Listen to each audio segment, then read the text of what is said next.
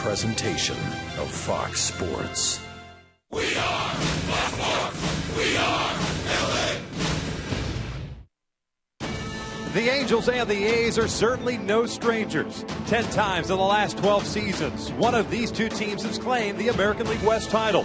And this year promises to be a fight to the finish between the teams with baseball's two best records. So sit back and relax because it doesn't get any better than this. Game one of this AL West showdown is next on Fox Sports West.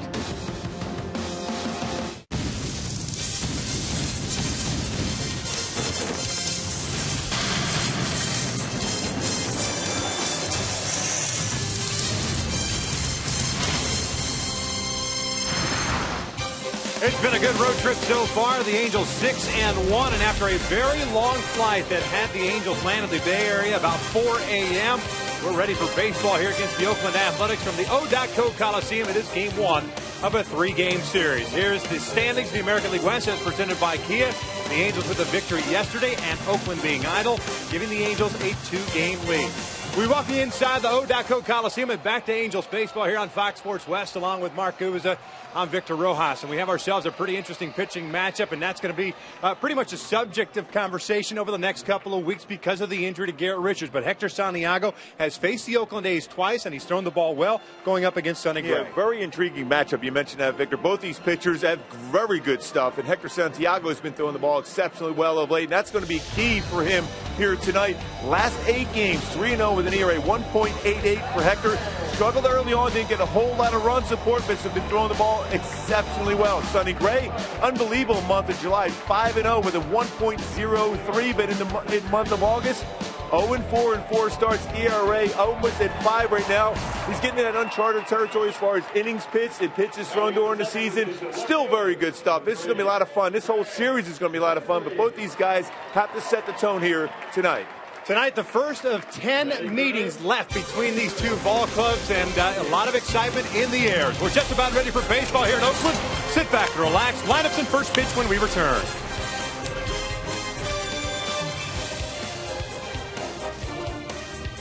Angels Baseball is brought to you by CarMax. Start the search for your next car at CarMax. And by the Fiat 500 1957 edition. Return of the original. Visit FiatUSA.com to learn more.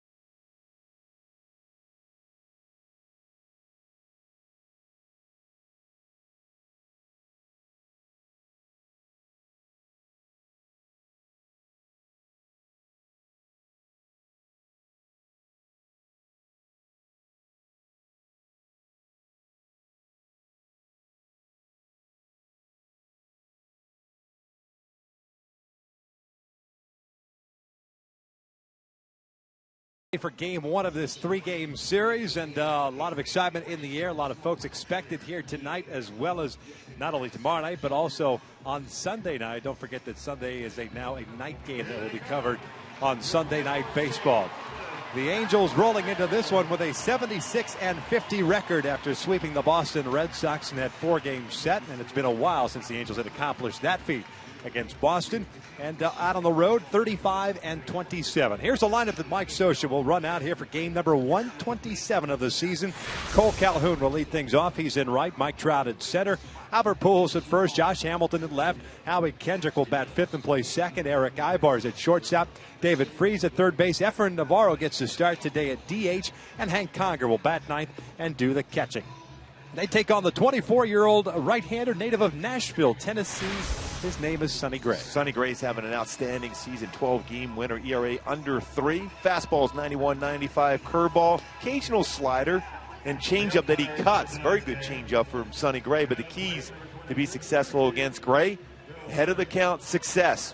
And the batters are ahead 2-0, 2-1, 3-1, hitting over 400 against him and continue dog days. We talked about how he has struggled in the month of August, the dog days of August, 0-4 with an ERA just under 5. Let's take a look at the defense for the Athletics behind Sonny Gray. Gentry, Crisp, and Fold in the outfield from left to right. Donaldson, Perino, Callaspo, and Fryman from third to first. Norris behind the plate. And Coco Crisp out in center field. Football season started, so that outfield grass chewed up a little bit, but he covers a ton of ground for the A's out there in center field. 3 errors this year in center field in 75 starts, 0 in 107 starts last year, so he had struggled a little bit. No outfield assist. They will challenge him as far as taking the extra base against Coco Crisp. Oakland comes into this one with a 74-52 record, and like the Angels, 41 home victories this season. 41-22 here at the Coliseum, and always a pitcher's advantage pitching in this ballpark with the spacious foul territory. And as expected and as usual in this facility, especially over the last couple of seasons, always electric, always loud, and always exciting. They were out tailgating early today, especially on a Friday here in the Bay Area with the traffic here. They got to the parking lots and are now ready to go. Especially these two rivals when you think about how successful both these clubs have been over the last 10 to 12 seasons. Cole steps in for the first one tonight. 293 average, 13 home runs, 43 runs batted in. Hits in 4 straight games. Gray's first one tonight is in there for a strike. Bill Miller, the crew chief, calling balls and strikes. Chad Fairchild at first, Mike Everett at second, and Adrian Johnson over at third. That's the umpiring crew for this weekend series. The Angels had optional batting practice today, but pretty much every guy came out to hit as Cole bounces this one to the right side. That's Callaspo at second base, feeding Gray, and there's the first out of the ball game.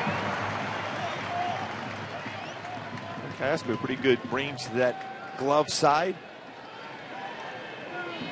We'll cut that one off in a perfect feed. The Gray cover the base as a pitcher. That's why you always go over there. Even if the first baseman commits to that ground ball, you still have to be there and be able to get the throw from the second baseman.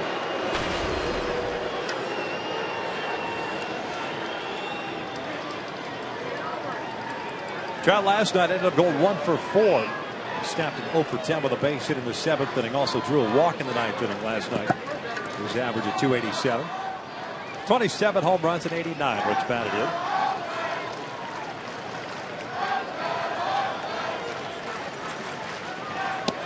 And he'll look at strike one. Oakland in the month of August, an 8-11 record. And Mark just told you about Gray's struggles this month, but when you've got that kind of stuff, usually it can just take one game to get back on track. 0-1 pitch, way outside.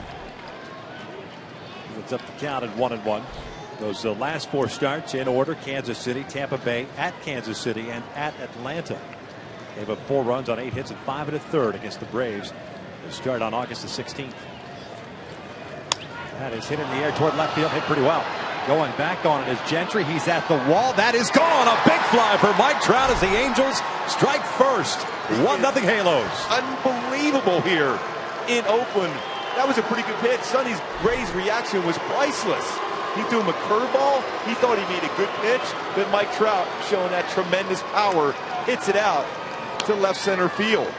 His 28th home run now, 90 RBI on the season. Break the ball down to short and compact. It squares it up on the barrel of the bat and out to left center field for Mike Trout. How impressive is that swing, and how strong is Mike Trout to hit that one out?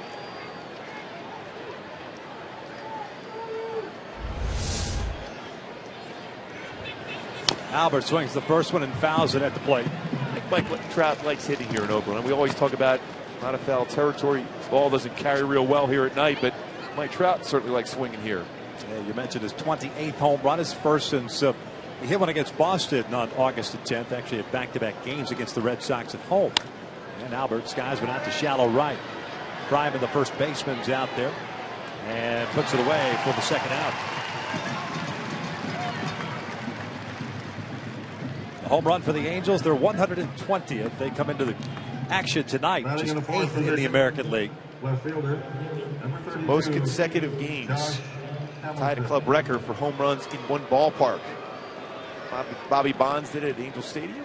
Troy Glaus at Camden Yards. And now Mike Trout here in Oakland. Amazing what he has done here in this place against this pitching staff.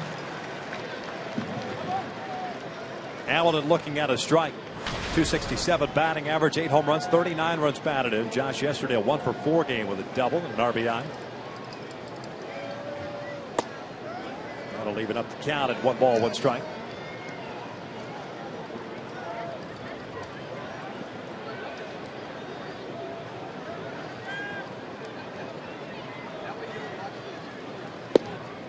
Off speed pitch in there, and it's 1-2. 1-0 Angels, courtesy of Mike Trout's 28th home run of the year.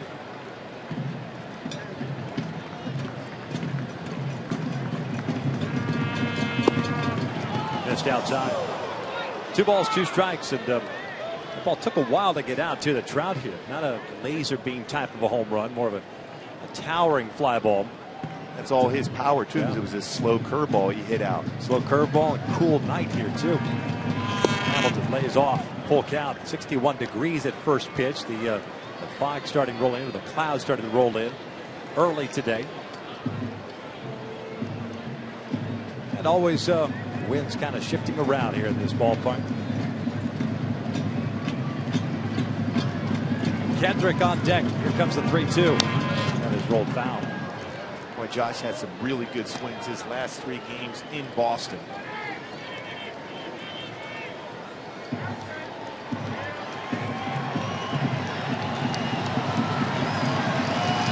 7 over the last couple of ball games with 3 runs batted in.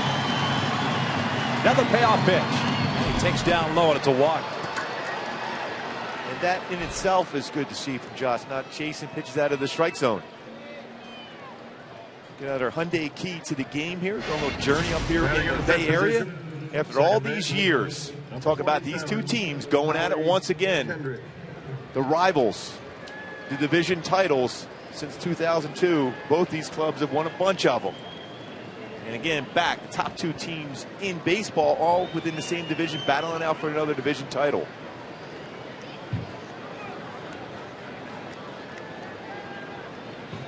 Kendrick takes upstairs for ball 1. Now he had 283 average with 5 home runs, 53 runs batted in after going 3 for 4 yesterday, 3 singles.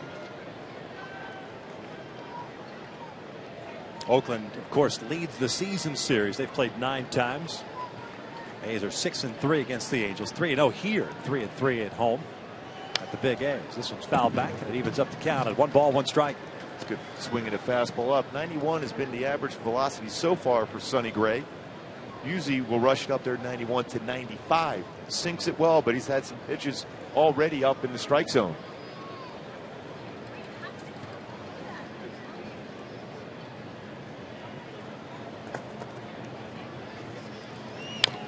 Tapper foul at the plate. 1-2 now. 1 out, home run by Trout, and with 2 outs, Hamilton working the walk, so he stands at first.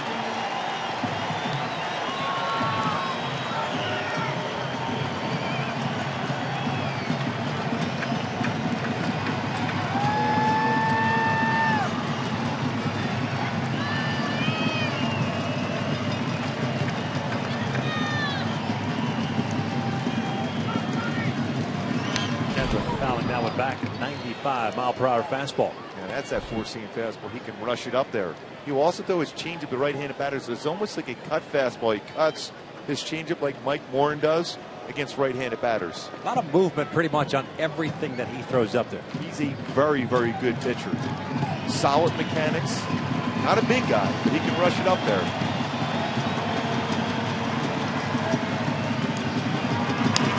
Hamilton started to go as this one's lifted out to center. Coco Crisp is underneath it. And the top of the first is in the books, but not before Mike Trout puts the Angels up 1-0 with his 28th home run of the year.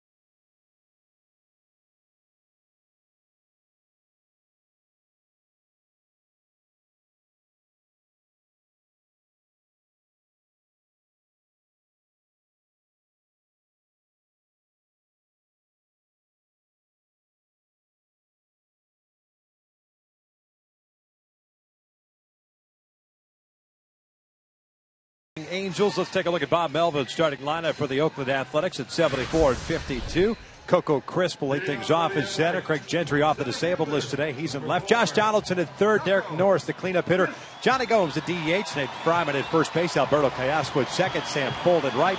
And Andy Perino bats ninth and will play shortstop. Taking on Hector Santiago.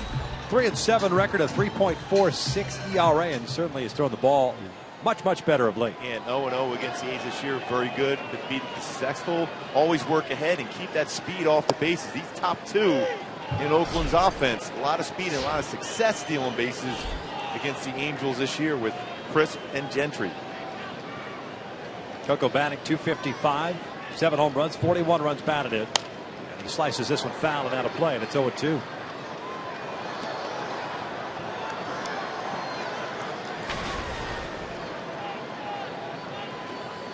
Crisp has hit just 145 since the All-Star break. What was last three, 4 for 13.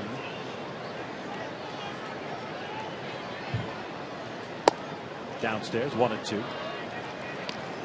19 doubles, 3 triples for Coco.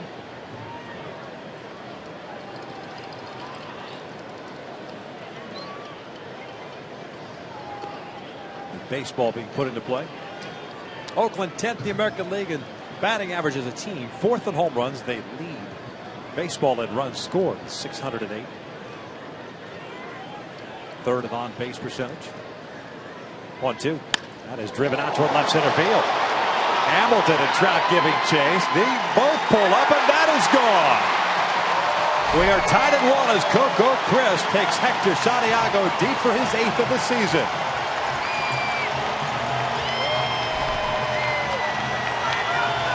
Coco now is 2 for 4 against Santiago in his career, with both of those hits being home runs. 2 home runs now against Hector for Coco Crisp.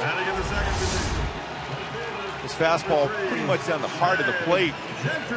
And what we've seen over the years, whether he's hitting right-handed or left-handed against Coco Crisp, he will hit a fastball well. If you get ahead, make him chase with all speed pitches. Don't necessarily have to challenge him with fastballs, and that's what Hector did on that one. Especially on a 1-2 count, too. Last thing you wanted to do is throw him a fastball. Change up away, break a ball in the dirt down and in. So a 1-1 tie here in the first. Both teams exchanging home runs. Gentry chops this with a short. Ibar has to hurry. Gentry with very good speed has no play. Infield base hit. And now Craig Gentry has hit safely in all 8 games he's played against the Angels this year. He's right away a stolen base threat. 18 of 19 as far as stealing bases this season. And once that ball got by David Freese, it's going to be a very difficult play for Eric Ibar. No chance to make that throw across. It looked like he had lost the handle of the baseball on the transfer. It still would have been a difficult throw to get Gentry at first base.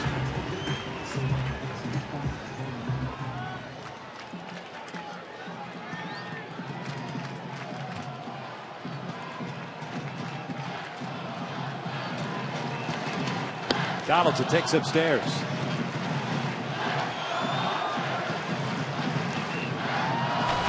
And what you didn't want to do early on is get this crowd going, because they are certainly loud and they are infectious. They were kind of shocked with the home run by Mike Trout, even though Trout has had a lot of success here. Donaldson takes outside and now ahead of the count at 2 balls, no strikes.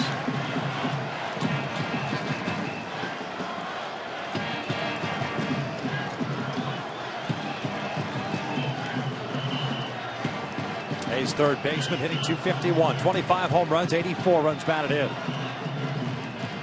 They'll check in on Gentry. Leadoff home run by Coco Crisp on a 1-2 pitch, tying this game up. And then Gentry with the infield base hit. He stands at first.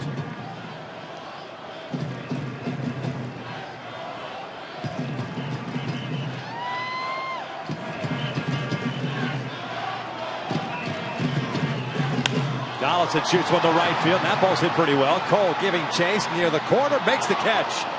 Gentry heads back to first. Victor, that's not an easy play at all when you're going towards that corner. That's a long way to go for Cole Calhoun. We saw that amazing play he made at Fenway Park going over the wall. This was a very tough, difficult play also for Calhoun.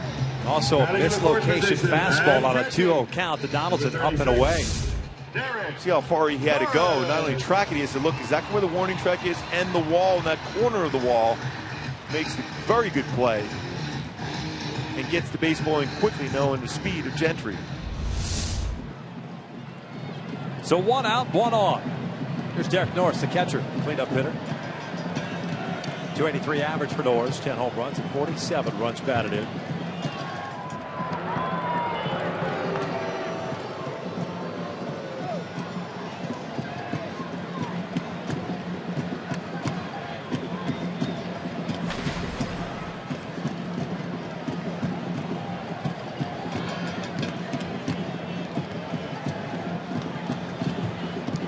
Gentry with a pretty good lead at first.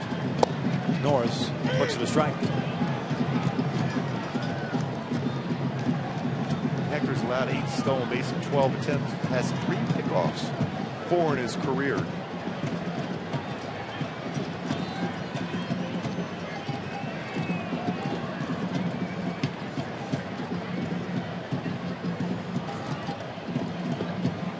Gentry takes off. Norris skies one out to shallow right center field. Howie Kendrick going out, and it falls in for a hit.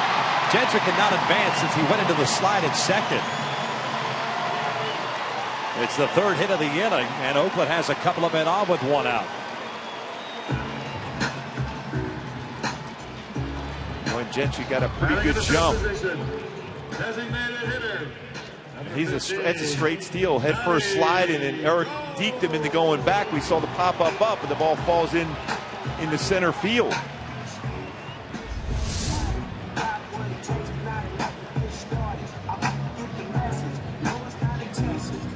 Good deke though by Eric Ibar to keep Gentry at second base. You still have a double play in order.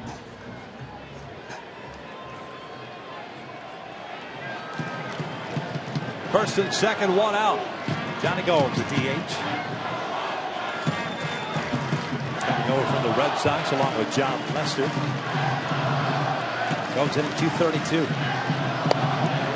Look at the strike. 6 home runs, 35 runs batted in.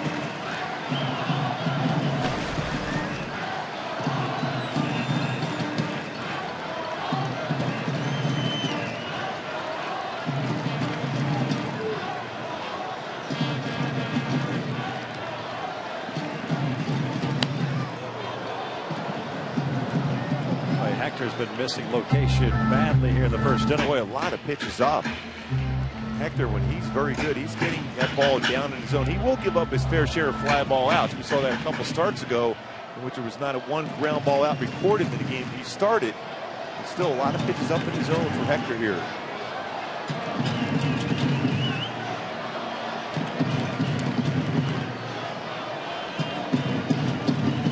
Gomes is hit .282 against left-handed pitching this year as he fouls this one back. Just .165 against right-handed.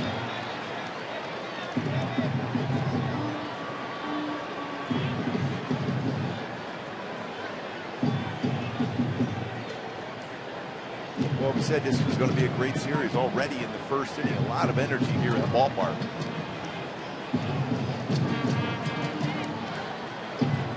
Gentry with good speed stands at second. Norris, the catcher, is over at first. Gomes takes a called strike, 3-2 down. Good off-speed pitch from Hector.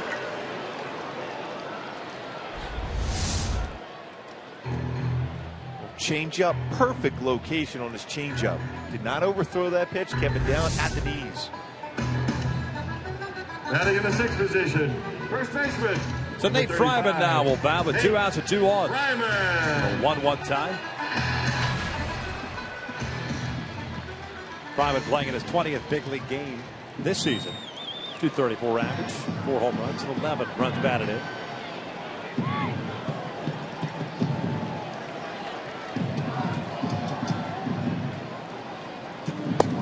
Big man with some big pop in his bat, but you can't get him to chase off speed stuff.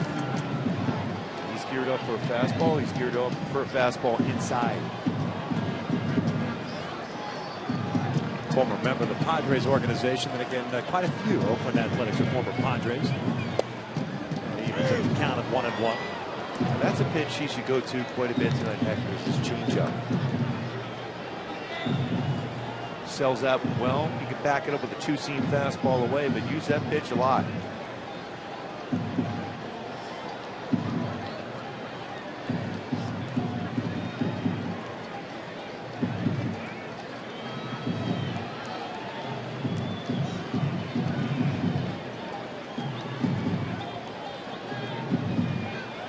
One. The dirt. Knocked down by Conger. Nobody's going. Almost looked like Hank accidentally kicked that ball away from himself. But Gentry wasn't going anywhere. It's 2 balls and 1 strike. Oakland as a team was at .239 against left-handed pitching, .254 against right-handers. A bit better here at home than they have out on the road. .261 compared to .239. Those starting pitchers giving up solo home runs in the first inning. Santiago trying to limit the damage to just that as he delivers a strike. Just barely touching that inside corner at the knees.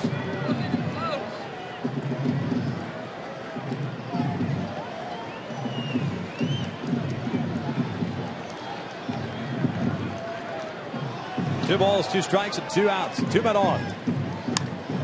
This one lifted out to right. Playable for Cole Calhoun as he moves over. And Santiago does limit the damage to just that run off the bat of Coco Crisp, his 8th home run of the year. We'll head to the second, tied at 1.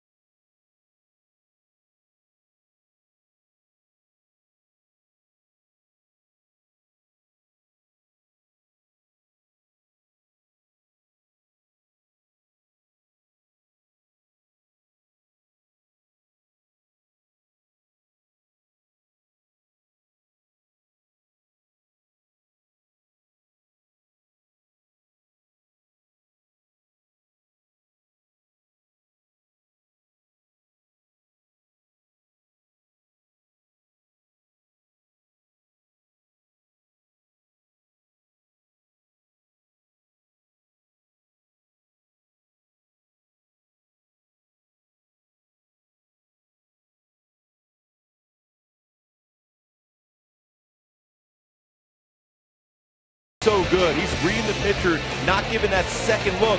Yesterday in Boston, able to get a big jump and get to third base because he read the pitcher, was not paying attention to him. Those instincts on display, even that last inning for Ibar, as Gentry went sliding in head first, played it off as if the ball was in the air in the infield, kept him there at second, got through without any other damage against him. Ibar, Freese, and Navarro, 6, 7, and 8 for the Angels here in the second against Sonny Gray.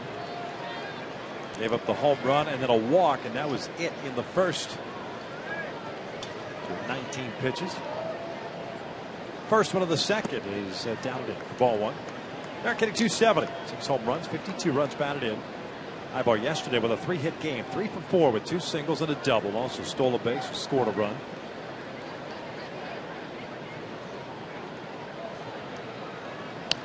It's jammed and fouls it off. Halos last night managing 9 hits. The night before 11 hits. Part of the 4-game sweep. The only loss for the Angels, the walk-off loss on Sunday afternoon. The lead in the game, and had an opportunity to expand the lead in that game. It could have been all wins on this. A couple of times in that game. The base is loaded. It's been a sore point, the Achilles heel, if you will, for the Angels. Just looking to expand leads. A lot of pressure on the bullpen. They've been outstanding. Kirk Ibar, a .332 career hitter here in Oakland with 4 home runs. Chops this one to Fryman, a big hopper. One away.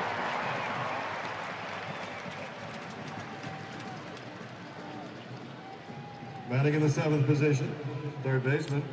Brings up David Freese. David Freese.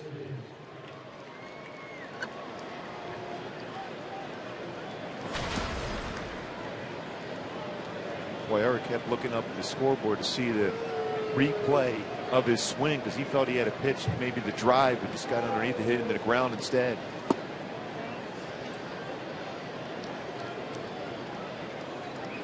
Freese takes low for ball one.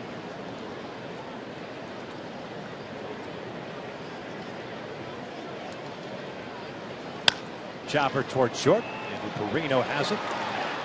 2 away. We'll bring up Efren Navarro. Hey, folks, on Tuesday, the Angels take on the Marlins. It's a 7:05 start. Fans in attendance will receive an Angels scratcher and a chance to win great prizes like a party suite, autographed merchandise, team store discounts, and more. Purchase your tickets today at the Angels Stadium ticket office or by logging on at angels.com. Navarro. 2 quick outs for Sonny Gray. Nobody on board for Navarro getting the start. DH tonight. .257 average for Efren. He'll look at a strike. I just watched him in batting practice. He was really conscious about hitting the ball well to left center field. That's his swing normally. A couple starts on this road trip, he's kind of in a hole happy mode. But he's very good as far as hitting the ball the other way. This one lifted foul toward the A's dugout, or pardon me, bullpen, and out of play. Certainly as a fielder, whether you're a left fielder, third baseman, right fielder, or first baseman, you never give up on any baseball here in this stadium. There's a lot of foul territory. Of course, for the outfielders, the bullpens do come into play. And for the third baseman, first baseman as well when they're cutting back with bullpen mounds.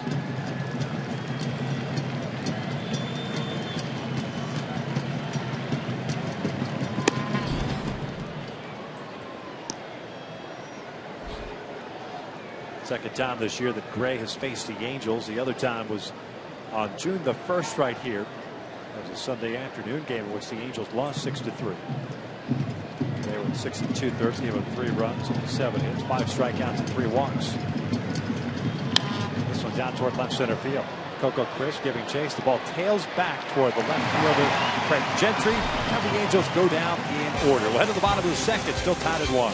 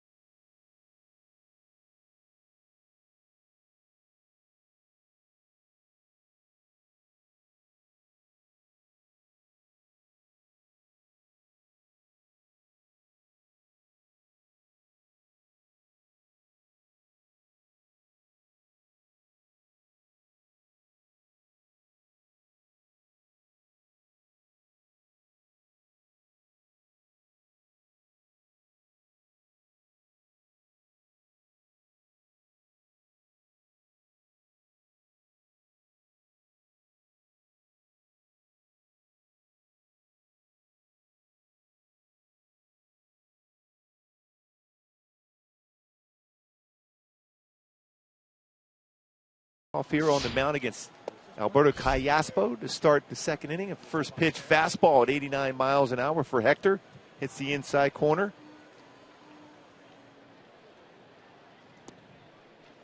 Well, he backed it up with another little nice two-seam fastball ahead of the count now 2-0 against Callaspo. Again, one of those guys that loves the fastball. Can expand the zone here now and get that first quick out of the inning. Hector certainly can use a quick out here. Had to go through 6 batters. It did limit the damage to just 1 run. That was the home run to Coco Crisp. This one down the first base side, and Pujols can't get it. It sneaks through for a base hit. So just protecting with 2 strikes, and it's a leadoff single for Alberto Callaspo. And another fastball up and away, though.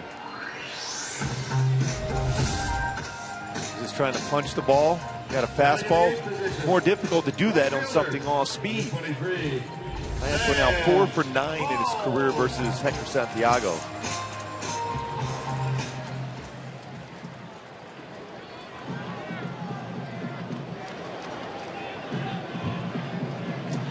So here's Sam Fuld, the right fielder, .259 batting average with a couple of home runs and 22 runs batted in.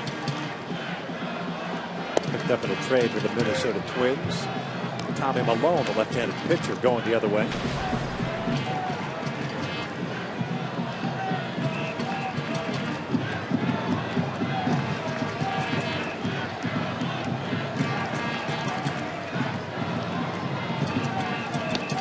Takes inside.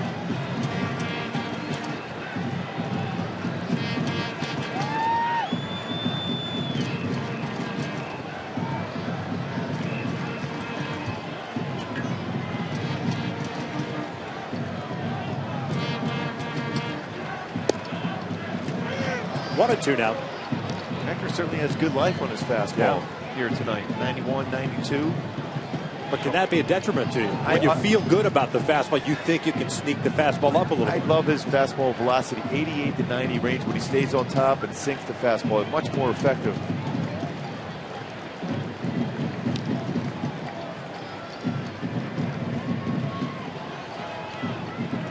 You can't go away from your breaking pitch and or your changeup. He has a good cut fastball also.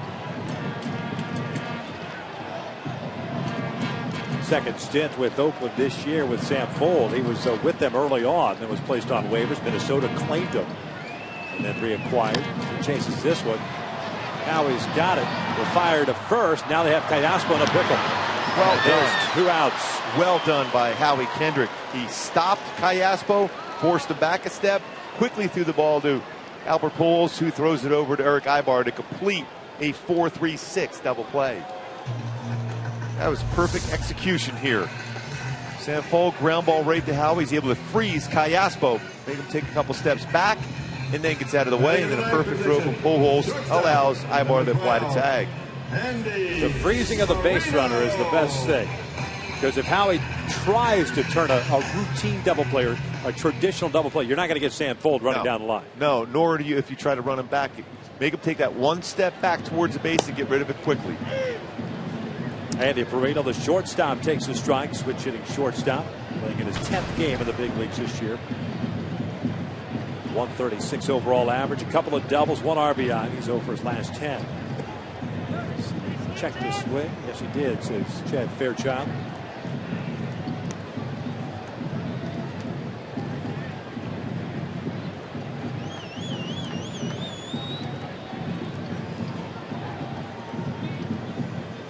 This one's ripped to the alley in right center field. It'll go all the way to the wall, and Perino will head to second with a 2-out double. He snaps that 0 for 10. It's his 3rd extra base hit of the season. 3 doubles now. Yeah, that was a pitch upstairs. Pardon me, 5th hit already allowed by Hector Santiago. Well, what we've seen, not only this season, but over the last couple of seasons with the Oakland A's, if you elevate pitches, whether it's an all-speed pitch or especially a fastball, they will make a good pass at. Chili Davis, their hitting coach, that's what he preaches. Even listen to him to talk to the hitters during batting practice today. That's what they're trying to do. Get into fastball counts, elevate fastballs and drive it off the barrel of the bat. But even a team that has struggled offensively, not necessarily Azar, but I'm just saying overall, any team for that matter, it's almost twofold. You're giving them a hitter's count, and then you're missing upstairs where you usually flatten out. Yeah, I mean, line drives or generally in home run baseballs are, for most hitters, are going to be elevated pitches. 0-1 count on Coco Crisp. You may give up some hits when pitches are downstairs, but they're going to be on the ground. Coco with a home run in the first inning, his 8th of the year, tying this game up at 1. 275 batting average for Crisp with men at scoring position. Derek Norris this year's a guy you'd like to avoid in those type of situations. He's at 345 men at scoring position. Keep in mind, Oakland with 5 hits already in this game. Hector coming in, hitters only hit 223 against him. 0-2. Coco doesn't like that call as he backs out. Neither do the A's fans. Seem to be up and in a little bit. See if it touches the upper part of the strike zone. It's barely touched it. According to our Fox tracks, at the very top of the strike zone. You usually don't get that call, No. that sweeping breaking ball like that. So it's an 0-2 count. Perino with a double stands in scoring position.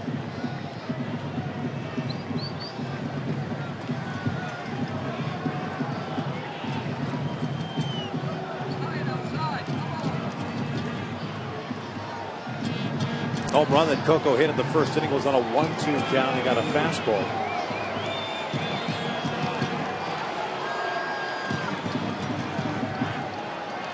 See what Santiago and Conger decide to do here.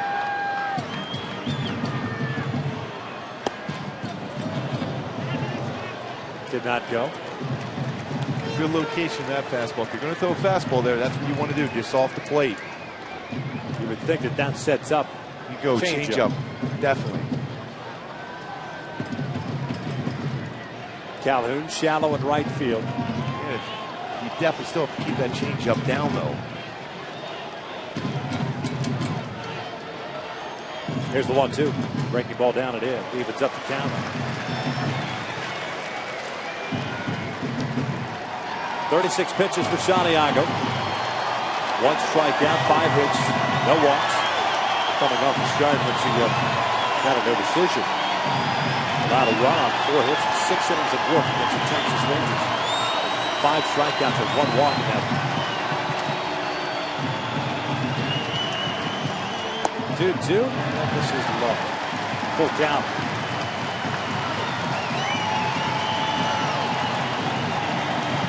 Gentry, the left fielder, is on deck.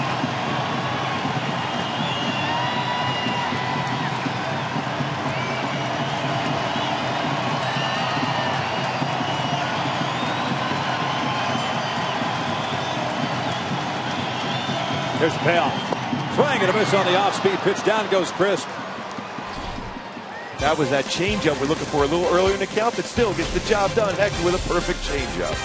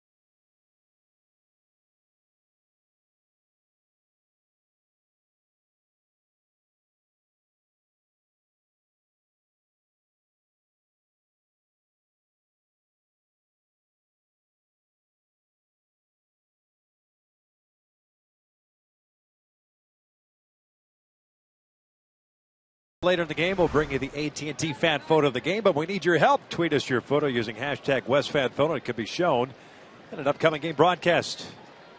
9-1-2 for the Angels here against Sonny Gray, Conger, Cole Calhoun, and then Mike Trout. A lot of room on that left side of the infield for Hank Conger. Batting average down to .219, 3 home runs, 23 runs batted in. So takes upstairs.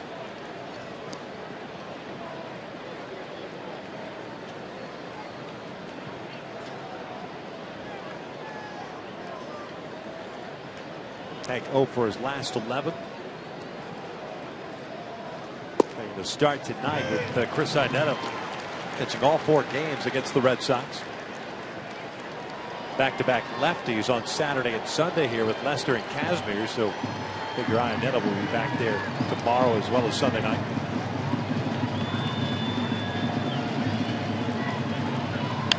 This one popped up on the third base side. Josh Donaldson is there, 1 down.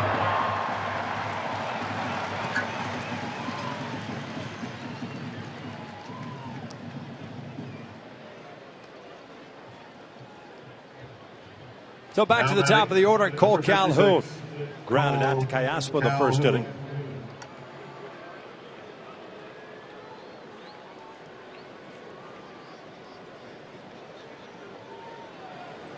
Cole's been swinging a hot bat. Mentioned that 4-game hitting streak. Prior to night, his previous 12 games, a .370 batting average. 20 for 54. Still looking at a breaking ball for a strike. Sonny Gray starting to get locked in a little bit. Better feel for his curveball. He's starting to get his fastball down in the strike zone also. He's retired 5 straight since the walk to Hamilton. This one's tapped foul. That's this good changeup he has also. 0-2 count. Gray, a former first-round pick, 18th overall selection in 2011 out of Vanderbilt. His debut in the big leagues last year went 5-3 with a 2.67 ERA, 12 games, 10 starts, and had a very good division series. Though he went 0-1 in 2 good starts against the Tigers.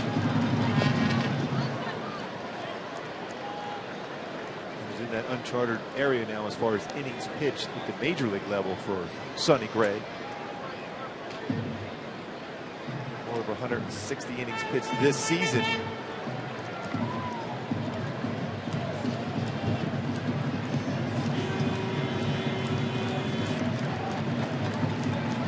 Rated 165.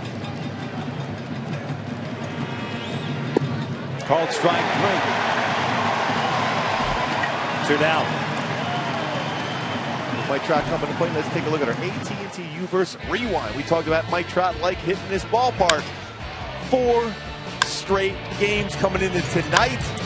We'll make that now 5 straight games with a home run off of Sonny Gray here in Oakland for Mike Trout, tying an Angel record. Oh, was hit well. A pretty good breaking ball too. He was able to get down, barrel the bat, and drive it out to left center field. First home run in 10 games for Trout. As A's fans didn't like him in his first at bat, really don't like him here in the second at bat. 28th of the year, now with 90 runs batted in.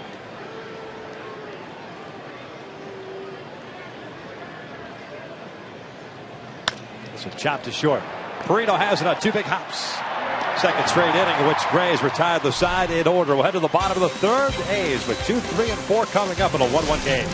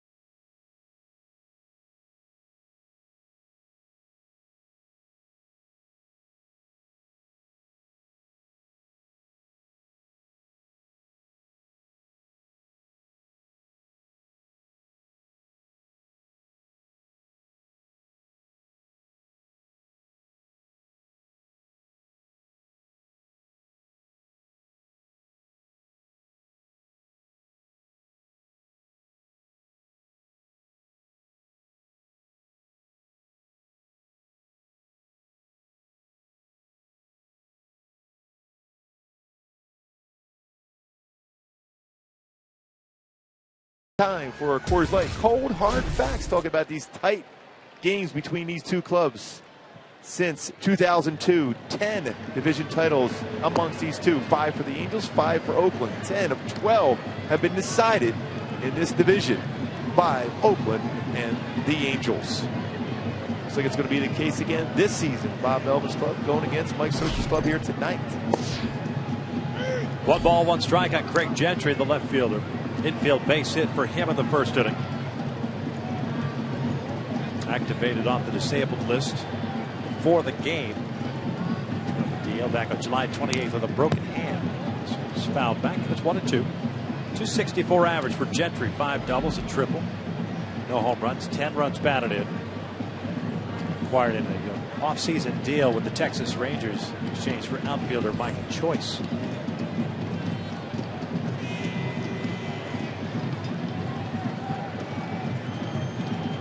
Breaking ball, missing low. Coming in this game, Gentry, against the Angels this year, 407 batting average. Now willing to go up higher with the base hit, 340 in his career. Yeah, all 8 games this year. That's a big hits too for them. He's fouled back to the right. And he seems to be always on the move when he's at first base too. So you got to worry about him stealing a base. 18 for 18 as far as stolen bases against the Angels. Funny how that works too. And there's just guys against every team. No rhyme or reason. It's like, why did Mike Redmond own Tom Glavine throughout his career? This one's down toward left center field. Hamilton is there. And there's Alabroa. You know what I'm saying? It's like Eric Sogard's got great numbers against the Angels. Craig Gentry, same thing. It's all about confidence, really, when it comes down to it. If you're confident against whether it's a team or a pitcher, you have a better chance of getting a hit, or at least put yourself in a situation to get a fastball to hit.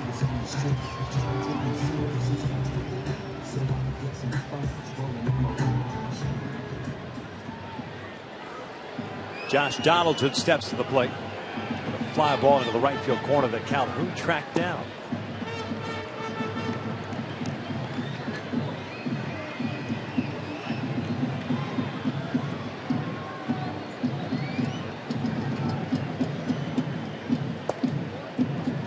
Just below the knees.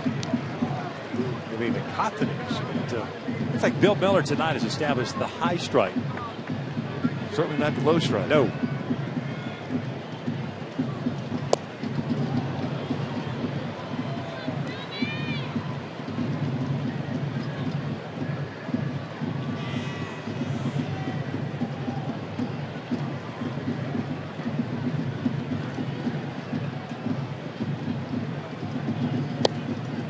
And 1.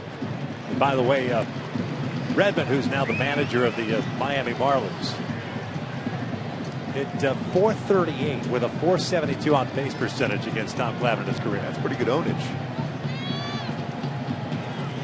3-1. Full count. And not this. I mean, this is a pretty good sample size too. 21 for 48 with 2 doubles, 2 home runs, and 7 RBIs. He's always known as more so as a good defensive catcher. Yeah, backup guy. 3-2. Donaldson takes a called strike, 3, 2 down. Boy, good fastball there, 94. Threw a number of strikes in that sequence. A couple were not called, and this one called on the inside corner as Bill Miller rings up Josh Donaldson. 3rd strikeout for Hector. All 3 have been looking. As a matter of fact, all 4 strikeouts in the game have been looking.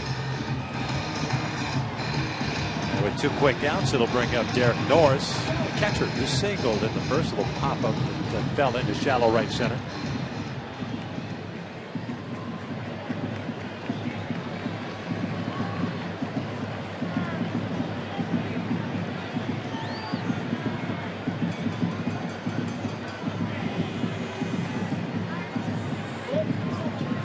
Both teams exchanging runs in the first. Trout with a home run.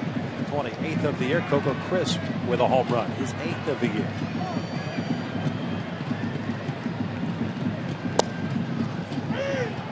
There's that good fastball you're talking about, 93 mile per hour. He's throwing 93, 94. And the reason why that fastball looks better now is because he's been able to establish his changeup for strikes. And even his breaking pitch.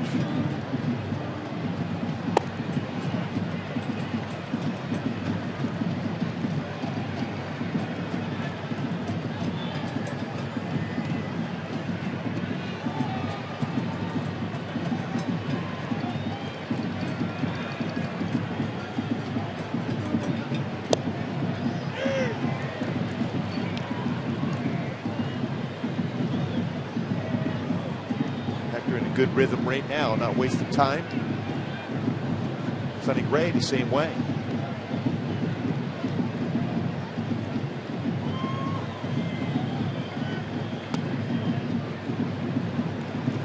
2 balls, 2 strikes. Halos in the 4th. Have Pujols, Hamilton, and Kendrick coming up. Sonny Gray's retired 7 straight batters since the walk to Josh in the 1st.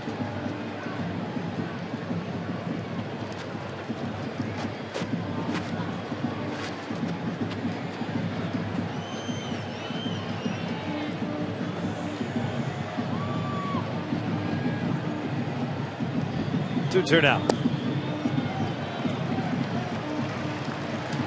Full count.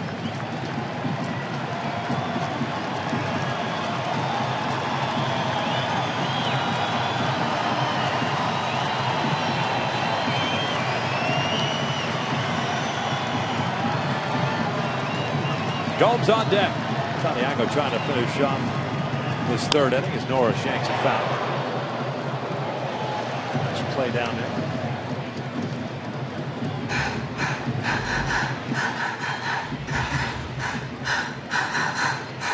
Norris originally in the Nationals organization. Part of the Gio Gonzalez trade of a couple of years ago.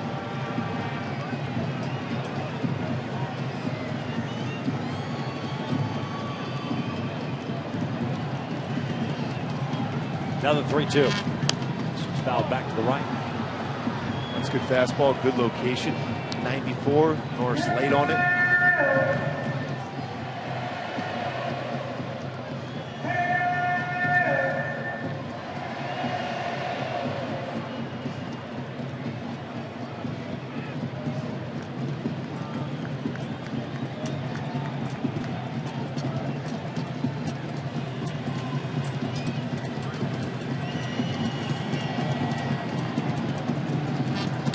Foul back.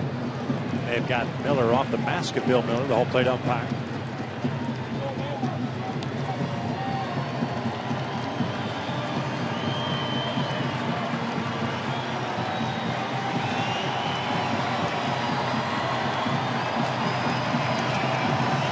Always a festive atmosphere here at the Coliseum.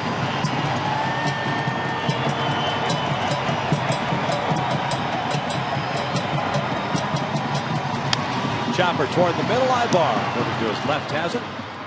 And a 1-2-3 inning for Hector Santiago. First time tonight he's retired the side in order. Through 3, we're still tied at 1.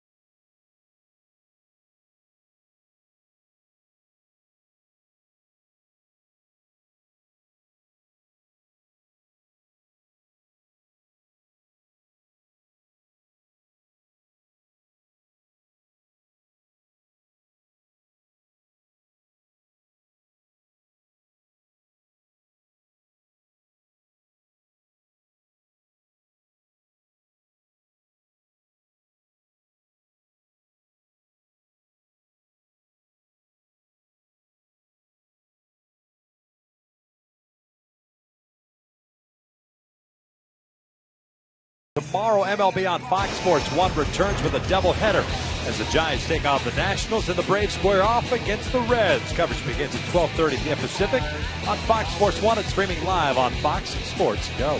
Good matchup, especially that early game. San Francisco playing well, trying to close the gap with the Dodgers, and the Nationals have been on fire. The Giants took a game today, 10-3. Braves, Mike Minor had a no-hitter in the 8th inning. A 1-0 game. Gave up the no-no and actually tied it up. The Reds and Braves still playing. They did the 11th, tied at 1.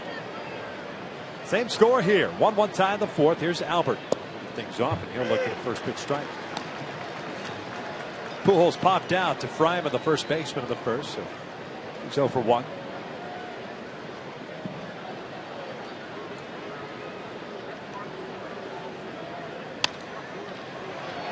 Skies this one over to Alberto Callaspo. Albert pulling off that pitch as he did in his first inning plate appearance. Well down. Folks, the Angels take on the Athletics on August 29th at 7:05. And fans in attendance for that game will receive an Angels vintage shirt courtesy of Pechanga Casino and Resort while supplies last. Purchase your tickets today by visiting the Angel Stadium ticket office or by logging on at angels.com/promotions. 4-game series. 7 games. The next 10 against Oakland. It's a pretty good changeup first pitch. Now all of a sudden, Sonny Gray getting ahead of the count. Talked about how important it was for the Angel hitters to get ahead of the count against Sonny Gray. Much better opportunity to square up a baseball. Hamilton worked the walk in the first. It was 0-2. Back-to-back off-speed pitches.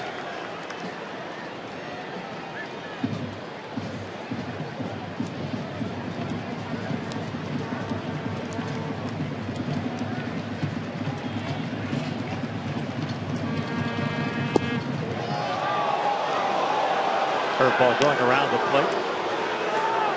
1 ball, 2 strikes.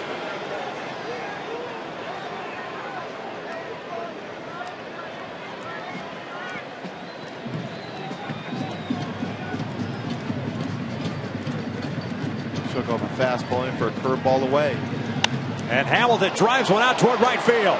This one is crushed at the wall. Gone. A big fly for Josh Hamilton.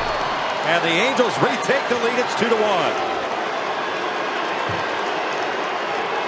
Sonny went against what Norris wanted to do. Wanted that fastball in. At that point, a lot of off speed, and Josh Hamilton is hot now. An important part of the offense. That toe tap is showed it in Boston, and the balance is back. Toe tap and then threw the baseball, bring the ball down, and crush that ball out to right center field. Perfect swing, dropped the head of the bat, and drives it out. His 9th home run. Now a walk and a home run in this game. 2 very good at-bats for Hamilton. First home run since the one at Dodger Stadium on the 4th of August. All 9 out on the road this year as Kendrick looks at a strike. Howie hit a fly ball to center the first. The Angels need that lift offensively from Hamilton. No pun intended. That's good with me.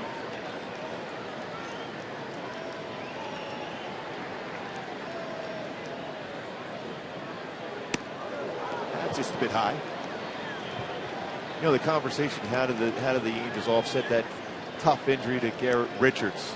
For me, that man right there is the big part of it. If he was back to where he could swing and drive the ball like he's done throughout his career, all of a sudden you get that extra couple runs a game. It allows your pitching staff to get that much better and more aggressive and get the baseball to the bullpen.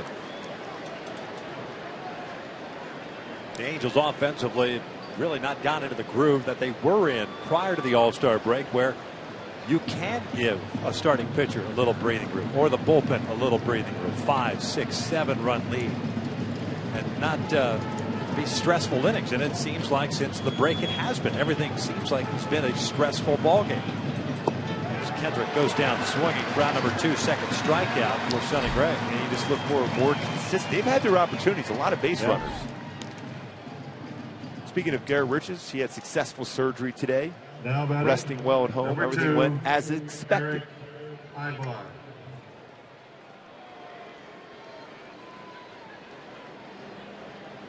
Game showed some resolve the other night when Garrett went down. At that point, down 2-0. Then it became 3-0 to come back and win that game. Then Matt Shoemaker with his fantastic performance last night, saving the bulk of the bullpen. Boy, was he good last night. Great story. 12-game winner. Out working early today as far as conditioning.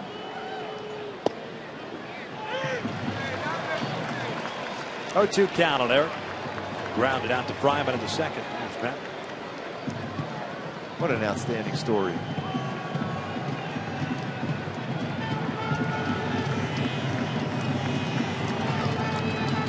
Ibar chases. Norris will throw down to first, completes the strikeout. The inning is over, but Josh Hamilton with one swing of the bat puts the Angels back on top. 9th of the year, 40th run batted in. That's 2 home runs against Ray, both on breaking balls tonight.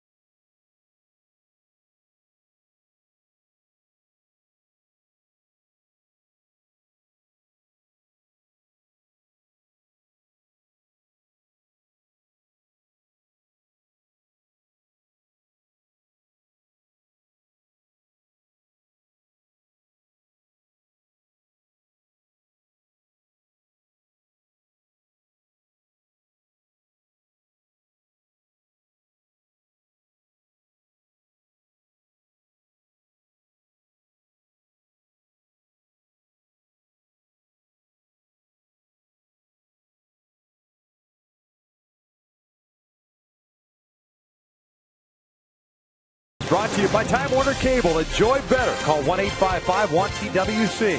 By the 2014 Camry at your Toyota dealer today. We make it easy. And by AT&T Uverse TV, mobilizing your world. Hector Santiago back to work here in the bottom of the 4th inning. 2-1 Angels. Gomes, Fryman, and Callaspo.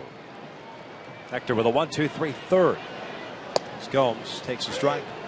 3 strikeouts, no walks, 5 hits allowed for Hector.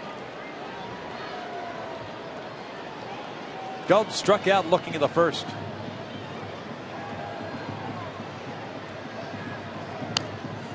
Bouncer foul.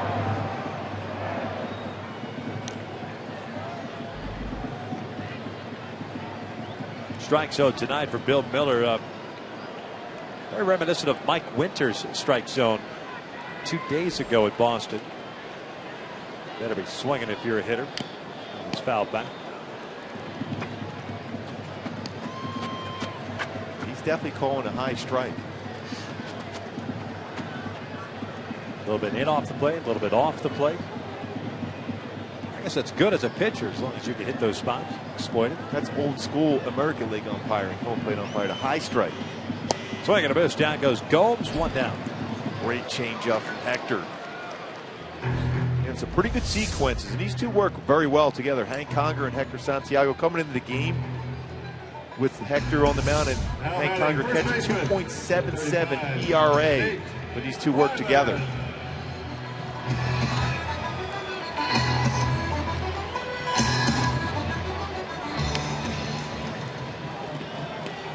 There's Nate Fryman, the first baseman, hit a fly ball to right.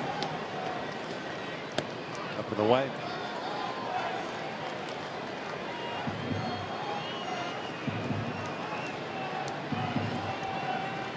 Three runs so far in this ball game, all 3 via the long ball. Fryman cuts through that one. 1 strike. Matter of fact, Sonny Gray, for the first time in his career, brief big league career, has allowed more than 1 home run in the ball game.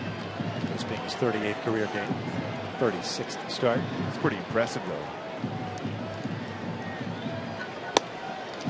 2 balls and a strike. Trout got him in the first, Hamilton in the 4th.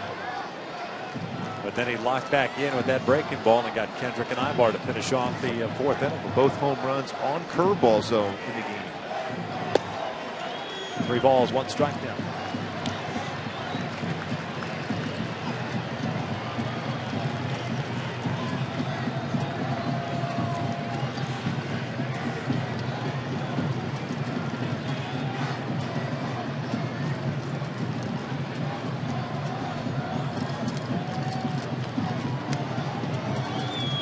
This one towards center field. That's a base hit. Reach for that fastball that was off the plate. Picks up a 1-out single that will bring up Callaspo. Tonight's game is being powered by Energy Upgrade California. Manage energy and help California stay golden. Visit energyupgradeca.org. Roberto Callaspo.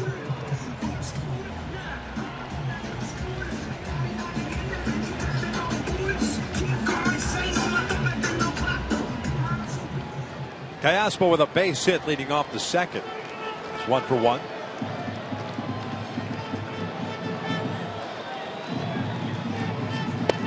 Start at second base. And again, high strike. A high strike, and Callaspo and the fans certainly don't like it. And I get it. That's kind of where he's been with the strike zone tonight for both sides. You mentioned that's old school American League umpires. That used to be the strike zone, the high strike zone. National League was a low strike zone. All they do with that chest protector they used to wear as home plate umpires in the American League back in the day. This one headed to the dugout area. In and out of the hands.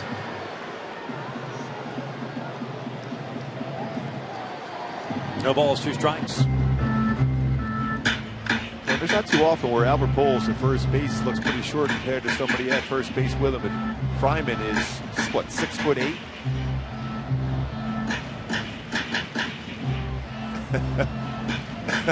You're in my way, little man.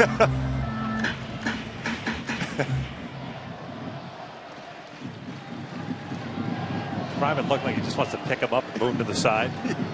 Yes. Hall of Fame or not. Yes. Albert's a pretty big guy himself, but Fryman 6'8". Inside, 1-2 best was it Trumbo with Altuve? Yeah.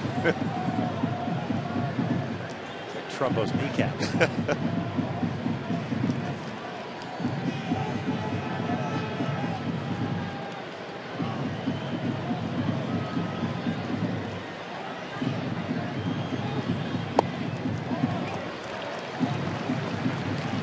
Two balls, 2 strikes. 72 pitches now for Hector in the 4th. That's a pretty good pitch. If he threw that exact same pitch, I got to believe that Callaspo will swing at that.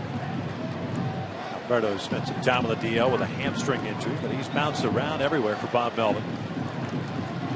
36th game tonight at second base. This one's out towards shallow center.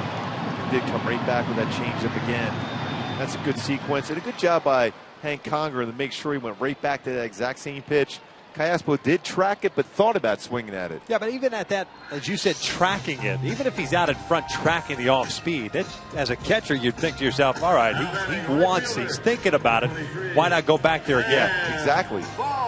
Alberto handles the bat well enough that with 2 strikes, as we saw in his first at bat, even if he's late on a fastball, he's so level for the most part with his swing on a fastball, yes, but a changeup because it forces his body out in front. He has to try to keep his hands back, and you'll see him hit a lot of fly balls to left field or center. Yeah, especially from the left side, you get him to chase that off-speed stuff away. Almost automatic F7.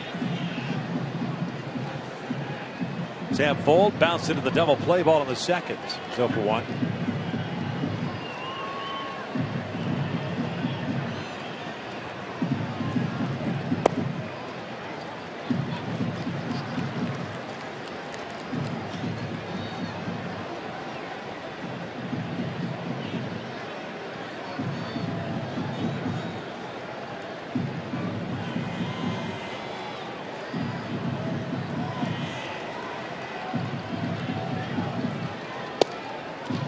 2-1.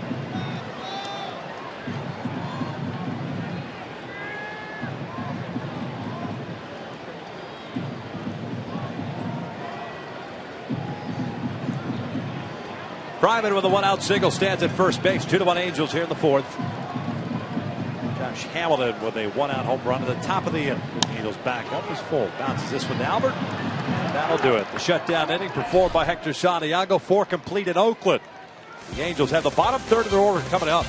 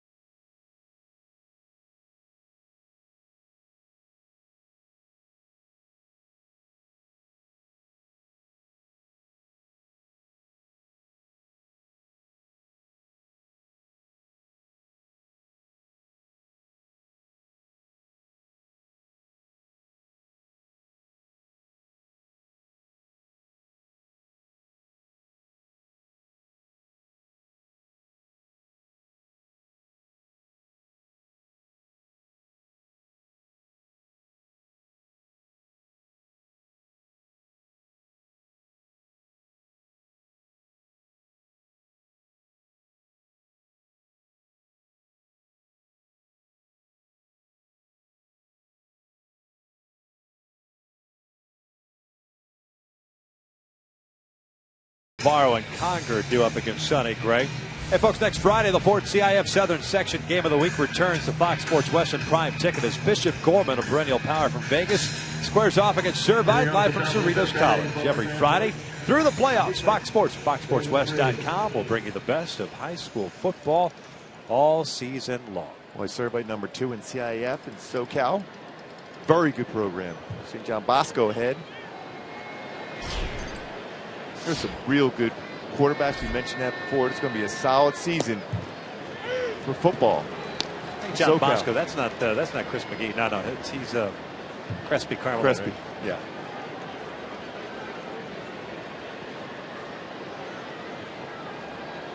Our old friend Chris McGee. Yes. Gator. Fraze lines one into center, a leadoff single on a slow breaking ball. Where's Crespi ranking? Are they in the top 10? They're always pretty good. This is a better swing, though. A breaking ball, another breaking ball that stayed out over the plate. What a good swing by David Freese using that middle part of the field. Stayed back, barrel the bat, and up the middle. Navarro.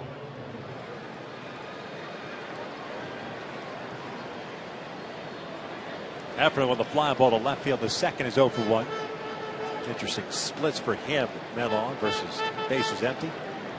In other words, it's a good situation now for Navarro. Gray misses down and in. Well, Sonny's fastball has been good, especially now down, but he's been hurt. Even though his curveball is solid, you can, if you stay back, you can square it up pretty good. 2 home runs, both on a curveball, and that base hit up the middle by David Freese on a curveball. Yeah, life and velocity has been there. His command hasn't quite been there with a fastball. The off-speed stuff's been pretty good for him of late. Surprised he's not going to use. Wouldn't be surprised if he uses the changeup more.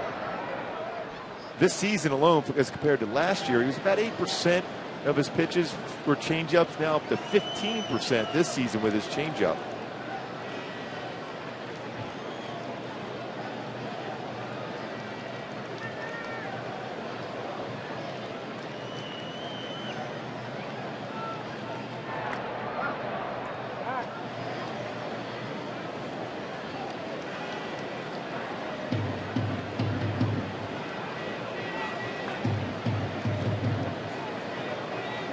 Leadoff single for David Freese and Efren Navarro.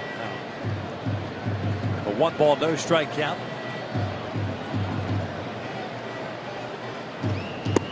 Paying a lot of attention to David Freese, anticipating with Mike Scioscia maybe a hit and run being put on.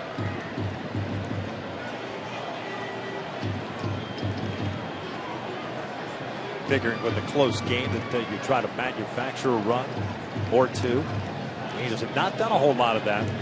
Especially because, you know, Navarro can put the ball in play well.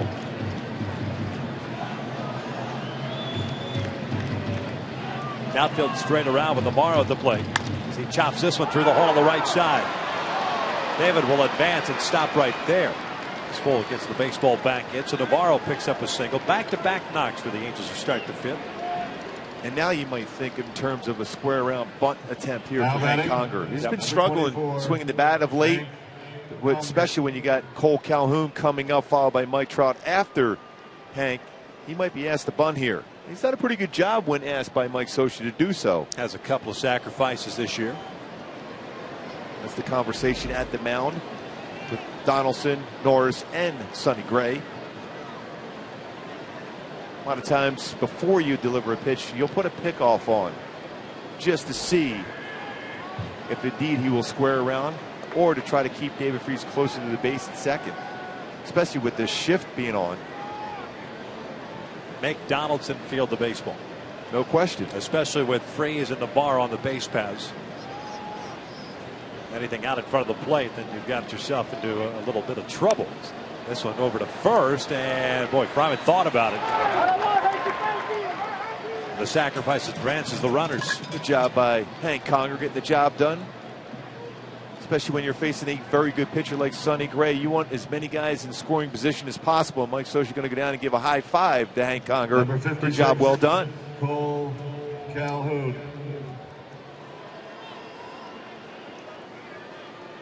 Infield back. 1 out, 2nd and 3rd. Cole is grounded out and struck out. Well, I thought Fryman was going to make that throw to third. Yeah. Donaldson was still going back towards the base at that point. He was thinking, I'm willing to take it out at that time. Little more perfect throw. Sorry, Mark. A little more difficult play for a right-handed first baseman. But you're right. I thought he was going to take the shot. As this one's looped towards second, that's going to turn into a double play that ends the inning.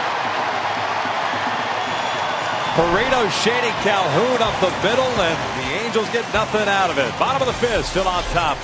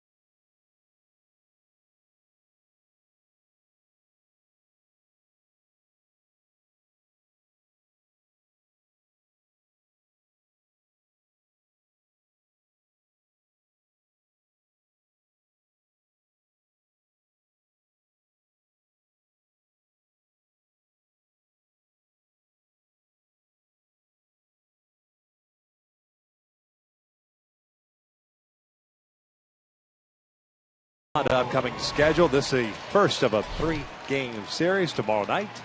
6:05 start. Angels Live will kick things off at 5:30. C.J. Wilson, John Lester. Well, it's good to see C.J. has won his last 4 starts versus Oakland with a very good ERA, 1.88. Well, you make a nice defensive play and you lead off the next inning. Andy Perino, the shortstop. He had moved over perfectly for the Cole Calhoun ball. Now that ball wasn't driven, but not where your typical shortstop usually plays. They do an inning-ending double play as he cuts through that one. It's 1 ball, 1 strike. You know, important for Hector to have a quick inning here, a 1-2-3 inning. Put up a 0. When you have momentum offensively, they shut you down. Now the momentum shifts over to Oakland. That's up to Hector to put up a 0. Perino 1 for 1 with a double to the alley at right center. 3rd extra base hit of the year for Perino.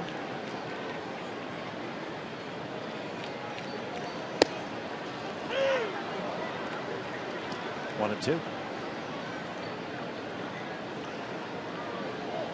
6 hits, 4 strikeouts, no walks.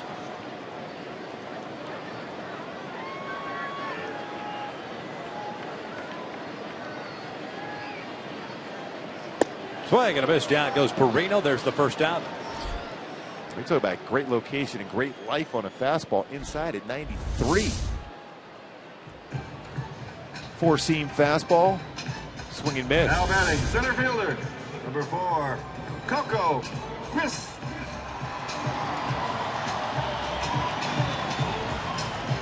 Top of the order now, Coco Crisp, who homered in the first, struck out looking in the second. Scored his 800th career run. Covelli Crisp, Pierce Junior College product. He shoots one into left field. Hamilton giving chase, not going to get there. One hops over the wall. It's a double. Jumping on that first pitch, Chris picks up his 20th double of the season. A tying run in scoring position.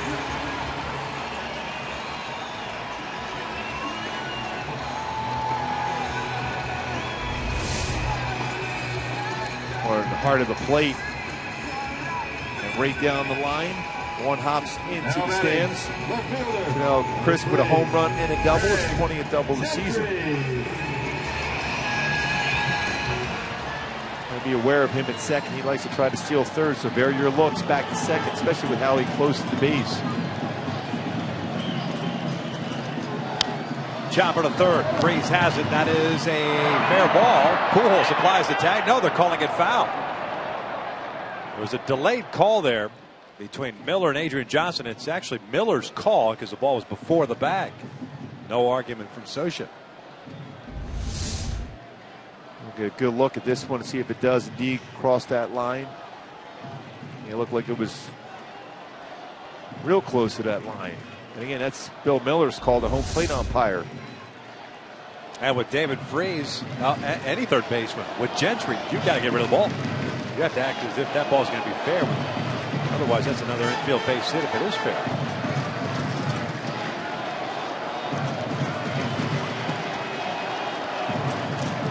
Mentioned Coco Crisp, watching him at second base. He's gone 23 consecutive games without a bag stolen. One shy of his career high. So this is where he gets that walking lead and might even think about taking third. Yeah, we showed it with the tool for the trade with Eric Ibar. You try to time a pitcher and see if he's not going to bury your look or not look back at you. That's when you go. That's why it's important as a pitcher. You look once, you look twice, even 3 times. 1-1. Gentry takes it shot. 2 balls and strike. He's 1 for 2 at the infield base hit in the first inning. Hit a fly ball to left in the third.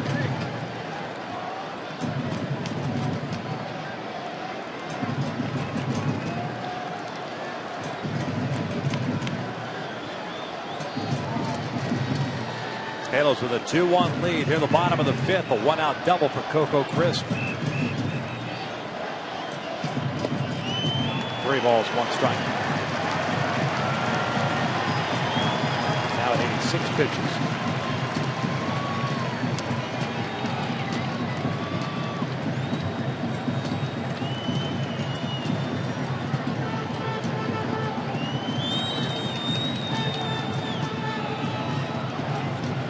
Of the 86, 55 strikes for Hector. 5 strikeouts, no walks, 7 hits allowed.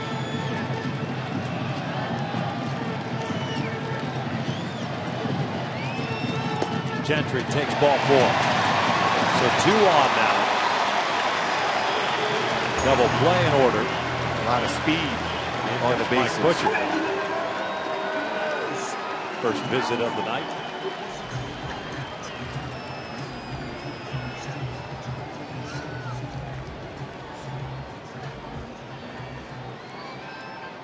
Donaldson's rolled into 11 double plays. And with that speed on the bases, though, you have to vary your look to second base.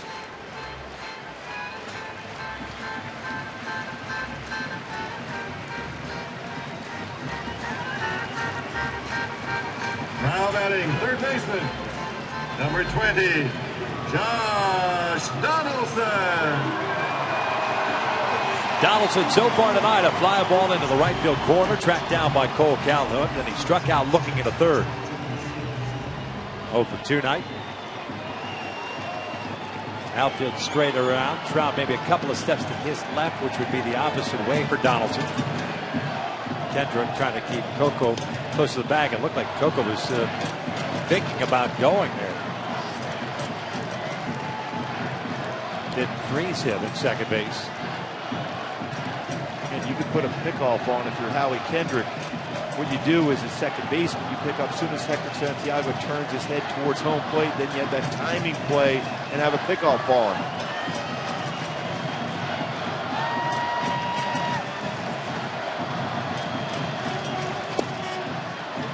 2 balls, no strikes. Situation which you can't afford, especially the middle part of the order. Continue to fall behind.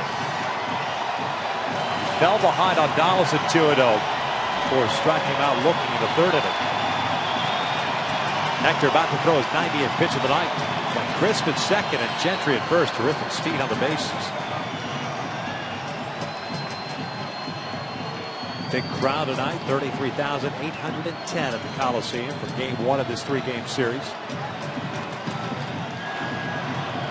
2-0 pitch, and that is line off of Santiago. Directed back to Kendrick, relay to first, and it gets away from Pujols. The run will score.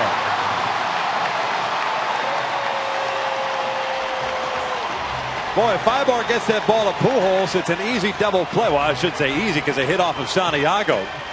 Now the question is, Donaldson looked like he's kind of limping a little bit. Well, that was an odd play all the way around. Redirected off of Santiago right to Howie Kendrick. Rick Smith is going to come out and check out Hector and see where it hit him. Well, he put his hand up to protect. That's his pitching hand. And right to Howie and the flip. But because of Gentry was able to get a significant jump on that baseball, he was right on top of Eric Ibar as he tried to complete a double play. That's a ball. If you're Albert Pujols, you'd like to go ahead and try to turn a double play, but if you're not, you just got to knock that ball down. Keep that run at third base. Instead, it's a tie game at 2 now.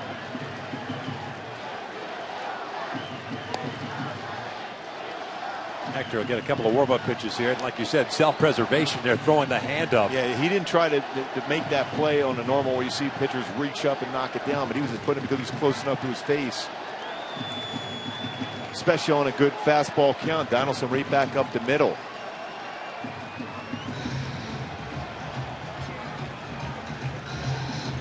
That was a hard takeout, though, by Gentry at second base on Ibar. He had a significant lead and a good jump. So a 2-2 game. Donaldson, go ahead run in scoring position. Here's Derek Norris. 2 outs now. Norris 1 for 2 with a single and a ground ball to short.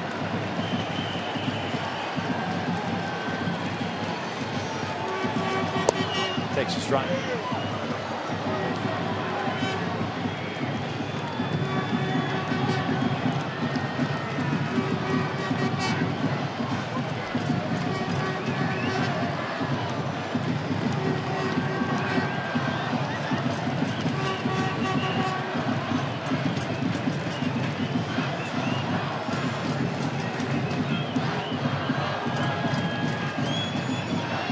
Again, you go back to the top of the inning, second and third and 1 out, and not much you can do if you're Cole Calhoun because he hit the ball toward the middle, but Perino position perfect. Turns into a double play. The Angels get nothing out of that. We talked about how that momentum shifts, especially with a nice defensive play. You get through the inning, no damage done.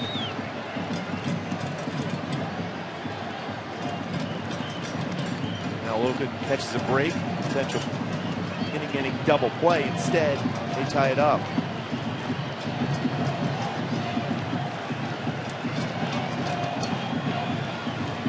Here's the 1-1.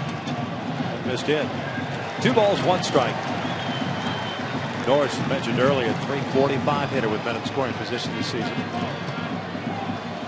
A lot of pitches thrown by Santiago. 93 here in the 5th. Just trying to get out of this with a 2-2 tie. Dangerous hitter, and Norris at the plate. 3-1. Nobody warming up for the Angels even after that liner came back off the bat of Donaldson.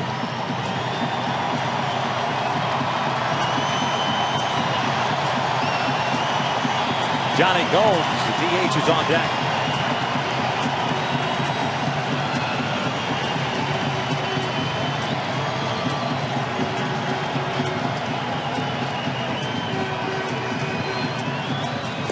And he walked him.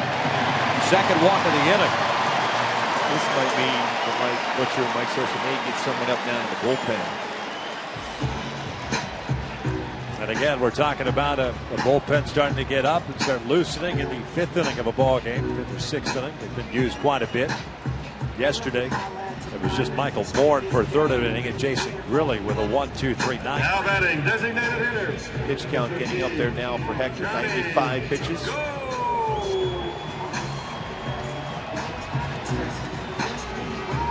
Like we thought, Mike Butcher calling down to the bullpen now.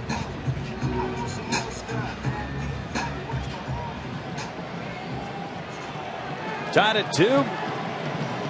2 men on and 2 outs. Gomes tonight 0-2 with 2 strikeouts. Went down looking in the 1st, swinging, leading off the 4th. Good off speed pitch got him last time up. First pitch swinging that one. That's a high changeup. That's a dangerous pitch for Johnny Gomes.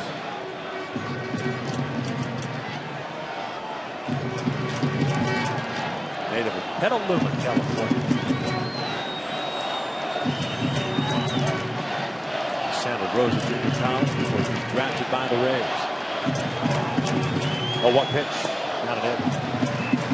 Cutting across a number of his fastballs now. That fastball's supposed to be away. But is that an effect of getting hit by the hand? Might not have a feeling on his fingers right now. Jason Grilli. That's why it kind of surprised me not to get somebody up warming at that point. Here's the 1-1. This is Sky to right. Howie going out. Calhoun coming in. It's Cole making the call. And there's the 3rd out. Good job by Hector to get through that inning, get a fly ball out, limit the damage, even with that potential numbness in his hand for that line drive.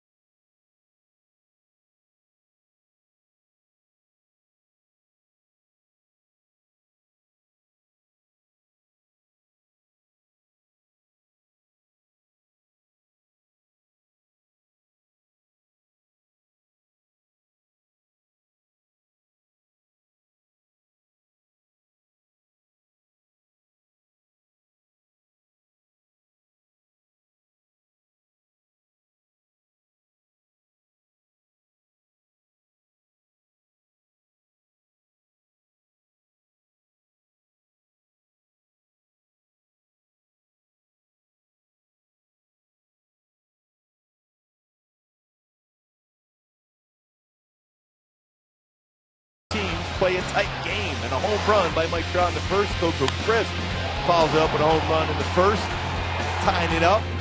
And Josh Hamilton, who continues to drive the ball last few games, hits a home run, giving the Halos the lead. Oakland ties it up on an error, throwing a baseball into the dugout. We're tied at 2. As usual, like I said, a tight game between the A's and the Angels. Here in the 6th, it'll be 2, 3, and 4 for the Halos. Trout, Pujols, and Hamilton to face Sonny Gray. Gray with 3 strikeouts, 1 walk, and 4 hits allowed. Was able to work around the back-to-back hits to start off the 5th inning, and then a sac bunt. Double play off the bat of Cole Calhoun. Trout 1 for 2 with a home run in the first, a ground out in the 3rd. Takes a slow breaking ball inside for ball 1.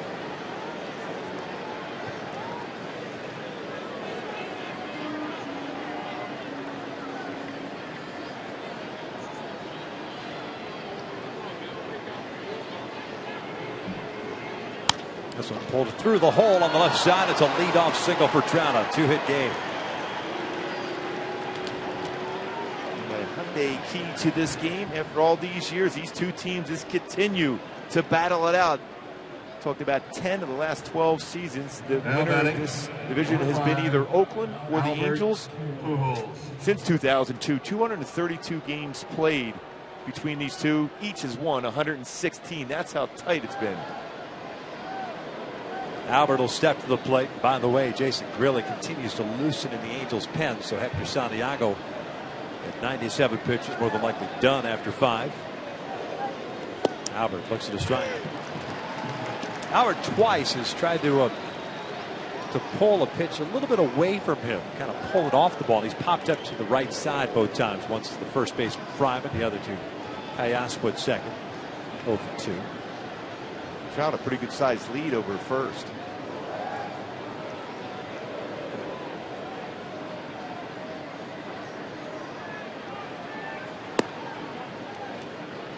Sonny Gray pretty quick to the plate, has allowed 3 stolen bases in 3 attempts. Although Derek Norris has only thrown out 15% of would-be base stealers. 40 of 47 against Norris this season.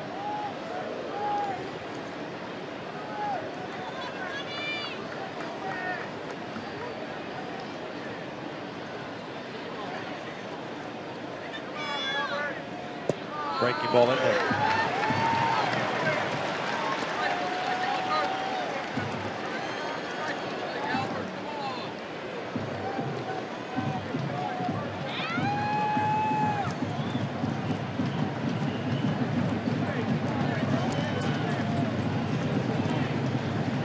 A ball and 2 strikes. Just 64 pitches thrown by Gray. 45 for strikes. Little chopper to the left side. Donaldson fires to second. It'll turn into an easy double play. And Albert trying to pull that outside pitch. 2 down.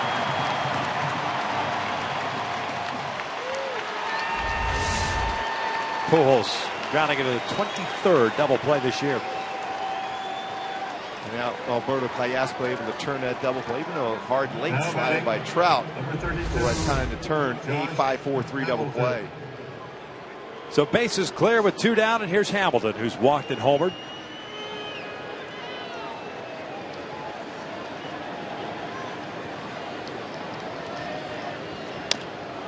He bounces one softly to Fryman, and just like that, the Angels are done here in the 6th. We'll head to the bottom of the 6th, still tied at 2.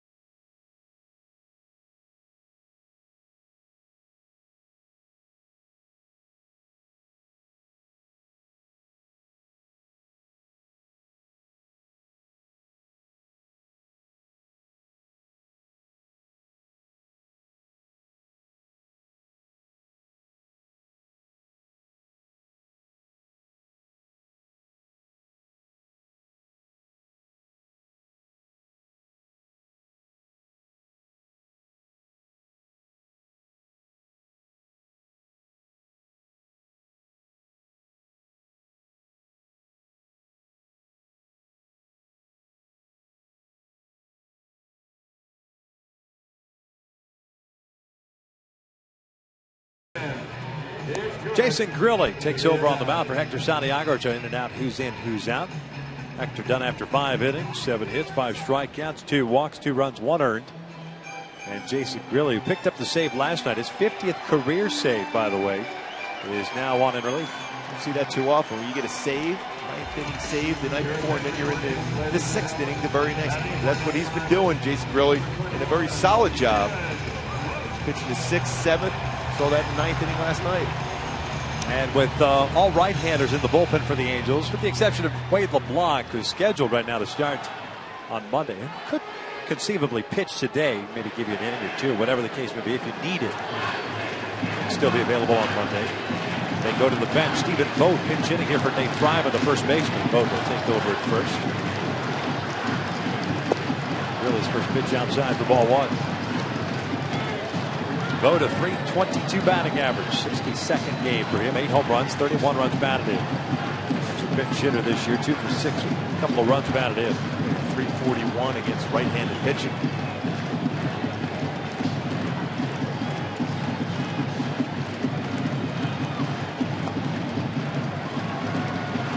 A 2-ball, no strike count.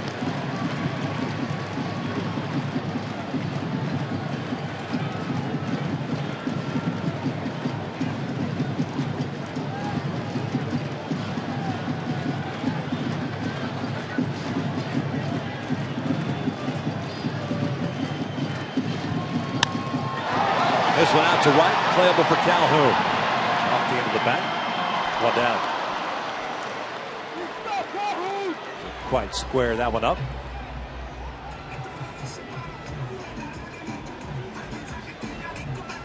Now pitching for Los Angeles, number 39, Jason Grilli. So 1 down. And Alberto Callaspo at the plate. Now batting. Alberto spins around to hit from the left side for the first time. He's 1 for 2 today with a single and a fly ball to center. Alberto 257 batting average from the left compared to 200 from the right.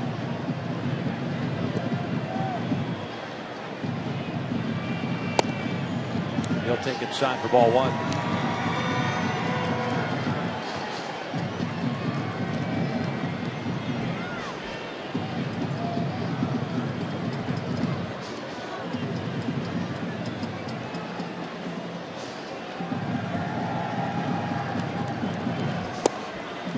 On the corner. Evens up the count at 1-1.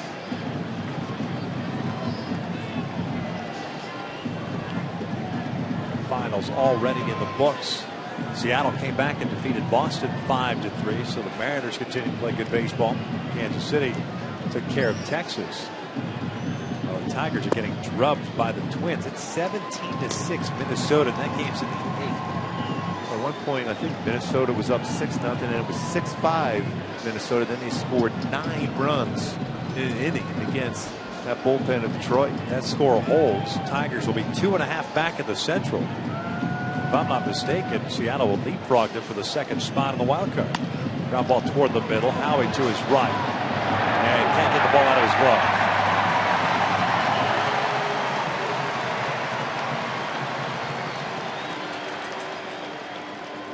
The Angels tonight have had some troubles getting the ball out of the glove as well as throwing to bases. Infield base hit for Callaspo. Right fielder, number 23. And is trying to plant and be able to throw. You have a shot at Callaspo going down the line. He couldn't get a handle of the baseball and holds on to it.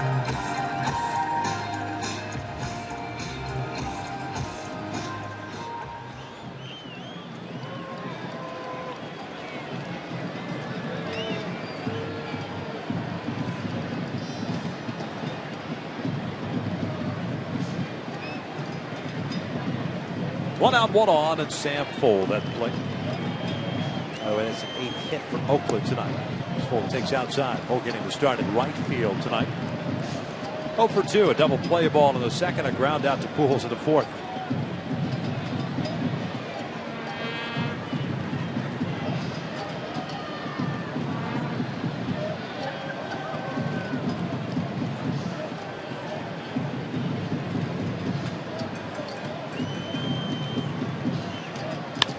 That is driven to the alley in right center field. That'll go all the way to the wall. Callaspo being waved around. The throw to the plate from Kendricks on the first base side, and Oakland's on top 3-2. Double by Sam Fuld. That is his 13th of the year. A weak infield base hit by Callaspo that Howie could not transfer the ball on, and now the extra base hit.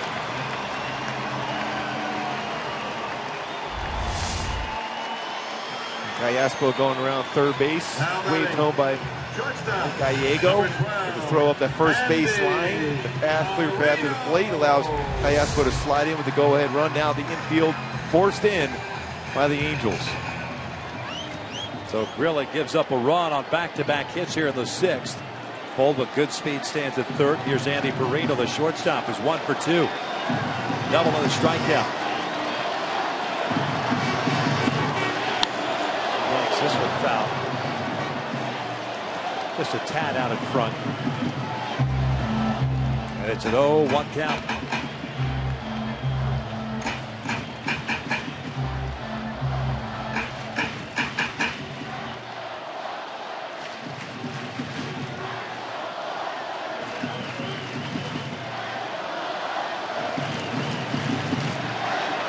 First lead of the night for the Athletics.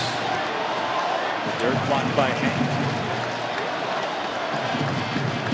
Tied it in the fifth inning on the unearned run. Throwing error by Eric Geibel. The ball that perhaps maybe Pujols should have knocked down. Tried to swipe at that ball and got away. Crisp eventually scored. Second got into the fifth with no further damage. Now that infield play, base hit, and he had doubled by Fuld. Took third on the throw home. That is Sky to shallow left. Not hit very deep. Hamilton getting behind the baseball. Looks like Fuld wants a tag. He's coming home. The throw is not in time. 4-2. Oakland.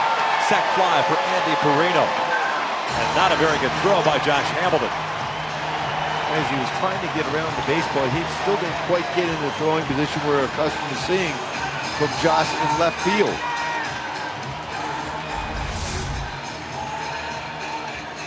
So you want to try to catch it on your throwing side. And that went up the third base line.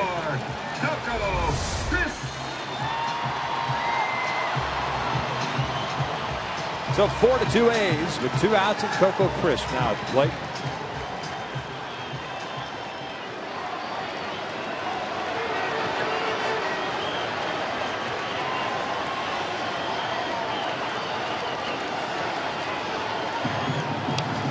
Coco fouls it back.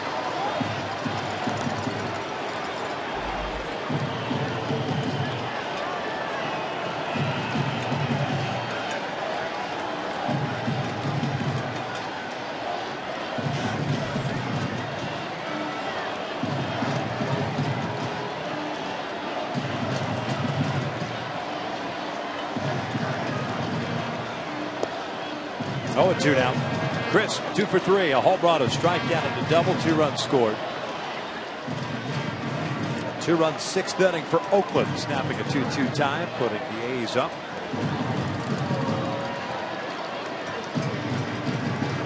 Halos back-to-back innings have gotten their leadoff man on board and haven't done anything with him. As Coco shoots one out to right, and that ball's hit well. Calhoun back at the wall, leaps up at the last second, makes a catch. He thought he was a little bit closer to the wall than he'd anticipated. Inning is over, but not before the A's take their first lead. They lead at 4-2.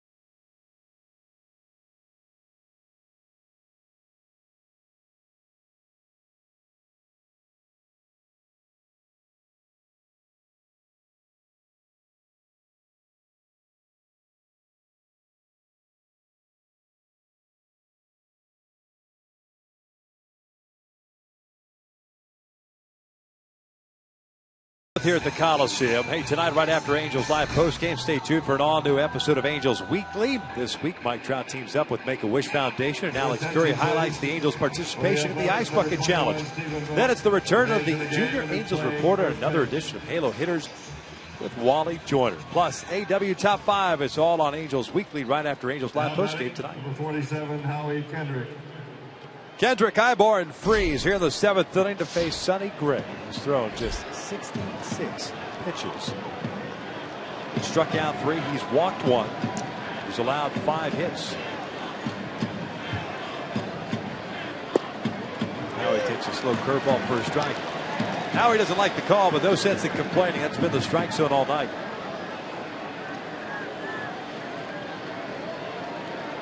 Howie tonight 0 for 2 with a fly ball to center and a strikeout. Stephen Vogt remains in the game at first base for Fryman.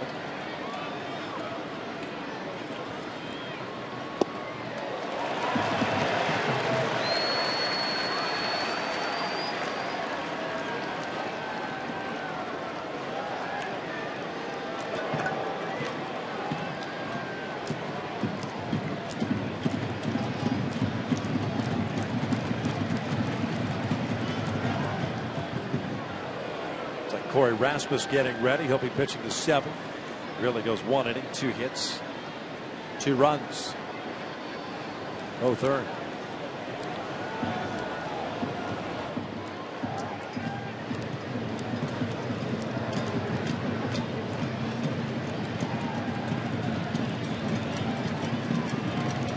Here's the 1-2. Upstairs to the fastball. Reverse sequence for Sonny Gray against Howie Kendrick this time. Last time it was fastballs early and then got him to chase a breaking ball. And you think after that fastball he's going to try a breaking ball right now. He's going to throw a little cut fastball. Bouncer to third. Donaldson has it. 1 away.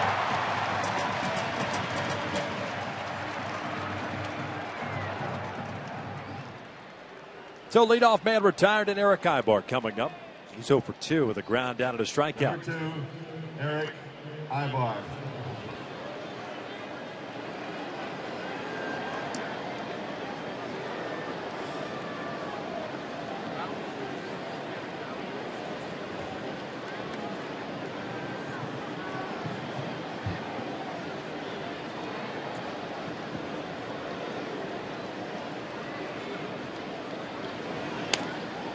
Over to third, picked by Donaldson, off balance throw. Vogt comes off the bag. Should go as an infield base hit, and it is.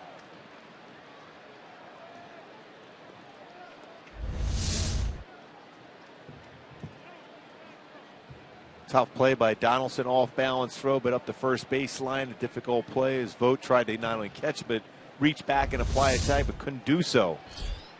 Eric now with a 7-game hitting streak. Looks like Bob Melvin's wanting to know if that baseball was fair or foul.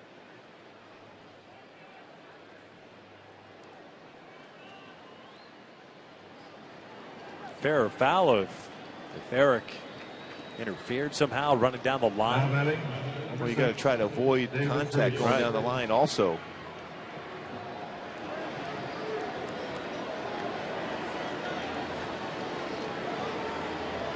Sixth of the night for the Angels. Here's David Freese, who singled in the 5th, 1 for 2 night.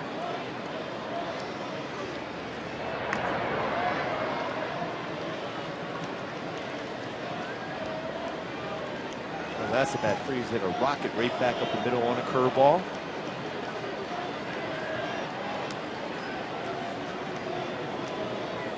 Been very consistent since the end of July as far as driving the ball well. Middle field the other way. Takes a fastball for a strike. Time is called as the baseball got loose from the bullpen and ends up in right center field. It's the beauty of having the bullpens in foul territory. Kevin Jepson now has joined Corey Rasmus.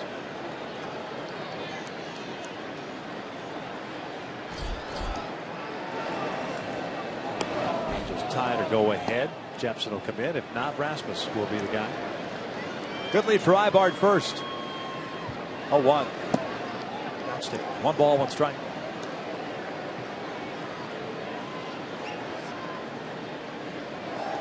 Halos with solo home runs in the first and fourth innings. Trout and Hamilton. Chris tied the game at 1 with his home run, 8th of the year in the first inning. Unearned run in the 5th, tied up at 2, and then Oakland with 2 in the 6th off of Jason Grilling. Little infield base hit by Alberto Callaspo with 1 out started it. And Sam Full with an RBI double to the alley in right center to sac fly by Andy Perino.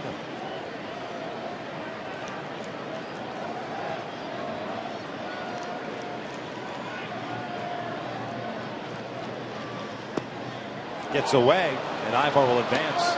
A lot of movement down and in. See how they call that. Should end up being a pass ball, you would think.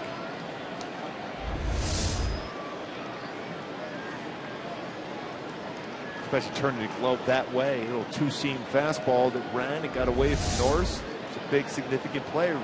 Now you got Eric Ibar in scoring position. That is a pass ball. That's a stinger on the thumb, too. Talked earlier about the movement on Gray's pitches. There's a perfect example of it. Now the 2-1. David shoots one out to right. Fold went back and now is there. Makes the catch.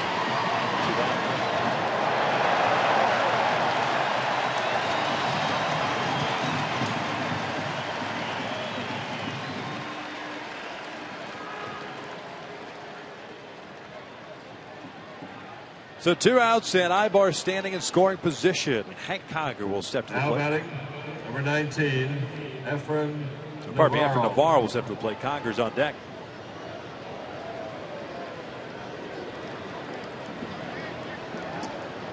That's the bat for Navarro. Got a ground ball between first and second for a base hit. It's a big run out there just to get right back in the game to cut it to a 1-run deficit. Navarro's a guy that's going to put the ball in play. Sure, those batting average with runners on bases compared to bases empty for Navarro earlier in the game. He's been very effective in these spots. Just a second time tonight the Angels have had a man in scoring position. Angels 0 for 2 now. Cole, the double play ball in the 5th inning, and now Freese with the fly ball to right. These are the situations that we've seen over the last several years where Oakland finds a way to get a run in. At least one. If not, trying to open it up a little bit. The Angels, unfortunately, over those same years, have not been able to get that job done. A little better job this year. This one chopped to short. They're not going to get that run in. As Perino throws it away, and he does it. 7th inning stretch time at Oakland. Athletics up 4-2.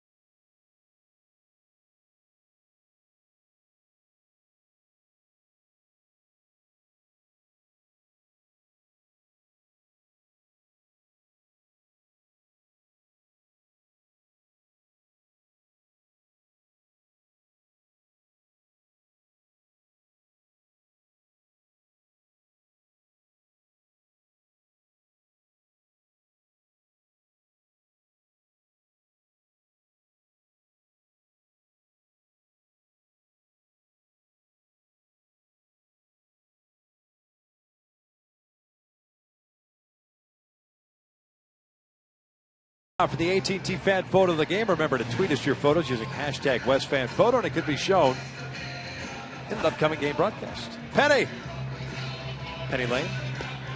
You gonna hum a few bars, Penny Lane? No. Get the Angels going here a little bit. No. They're in the field right now when they come to hit. Corey Rasmus takes over on the mound. The bottom of the 7th inning, he'll face Gentry, Donaldson, and Norris. 2-3-4. Corey pitching his 23rd game. 3-1 record, a 2.70 ERA. Got the victory Wednesday when he went 2 1/3, allowed a run on one hit. That was the home run to David Ortiz. Took over for Garrett Richards after he left with that injury.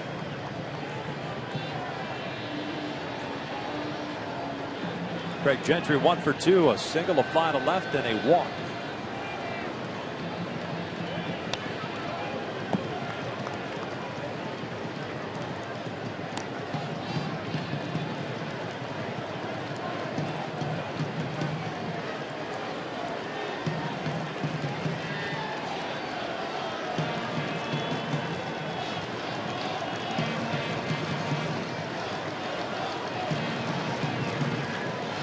He's playing it over at third base. 1-1 strike. No action in the Oakland pen, and why should there be, considering pitch count's been very efficient for Sonny Gray. Coming back out for the 8th inning, barring some sort of change here. The Angels have 9 1-2 coming up. Calhoun and Trout. 1-2 strikes. And Gray with 1 complete game this season.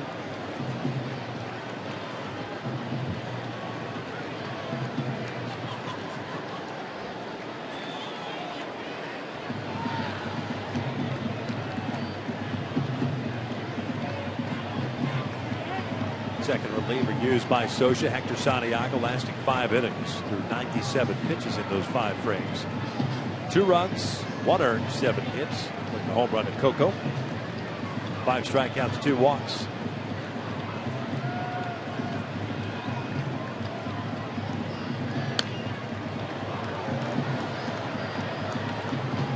Count still at 1-2.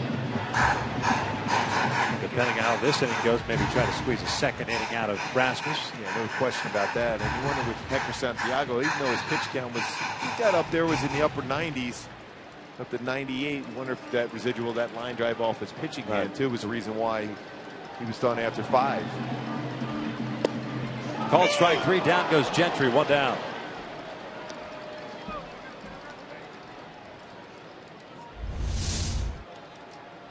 There's a curveball backed up in the inside part of the plate and gets the upper part of the strike zone. That's been the call the entire game. The upper part of the zone. Third baseman. You want to speed up games? Josh Donaldson. There's your strike zone. Touches it enough. Call all 4 quadrants. That's it. Well, that's what it's supposed to be, is strike zone. You're absolutely right. Donaldson 0 for 3. Hitters don't like that. No.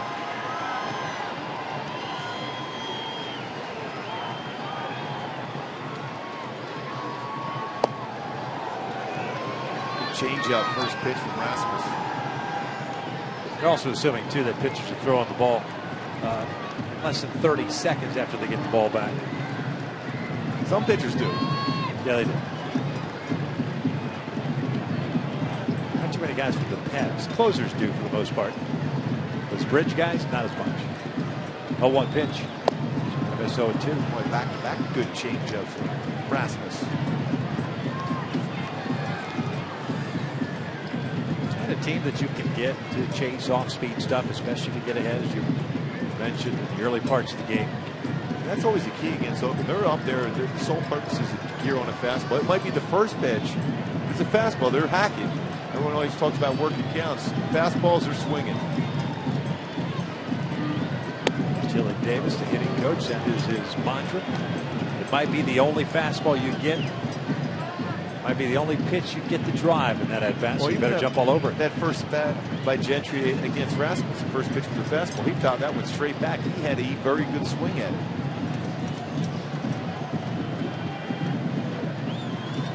0-2 on the way. Well, that's a pretty good fastball there. 2 balls, 2 strikes.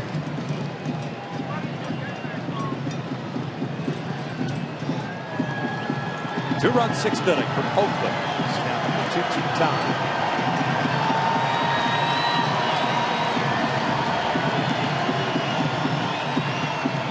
Now as it hits it out to center. Trout moving back on it. And he'll track it down for round number 2. Fans, take a look at the 2014 Chevy Silverado. That's the North American Truck of the Year for 2014. Enter the Summer Silverado giveaway for a chance to win that 2014 Chevy Silverado. Enter online today at angels.com/Chevy. Chevrolet, the official ride of the Angels.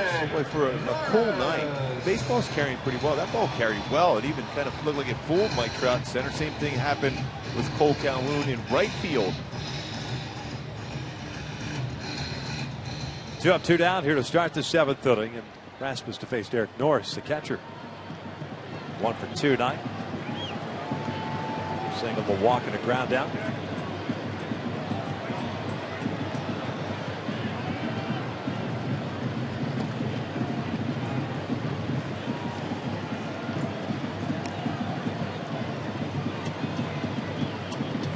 The game in Minnesota finally a final. Vikings beat the Lions 20-6. Andrew Romine, the former Angels shortstop, got in the game and pitched an inning. He went 3 runs on 4 hits. Also led 2 home runs. High ERA working against him now. It's at 27. Norris is swinging a miss. 1-1.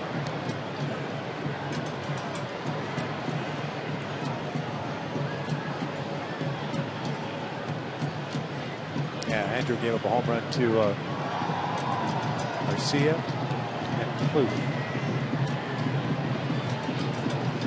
Speaking of Crespi, that's Trevor Plouffe. Good changeup once again from Corey Rasmus. He's done a very good job out of the bullpen for Mike Scioscia.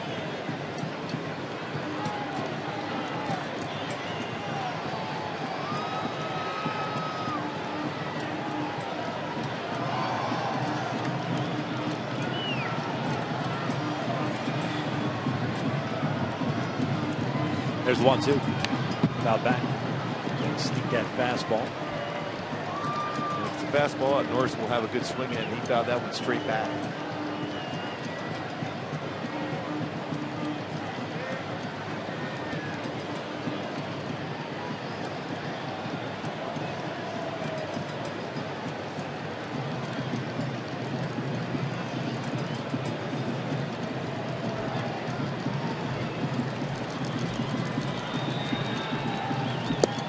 Got him looking. A 1-2-3 inning for Corey Rasmus. We'll head to the 8th. The Angels have 9-1-2 coming up. Down 4-2.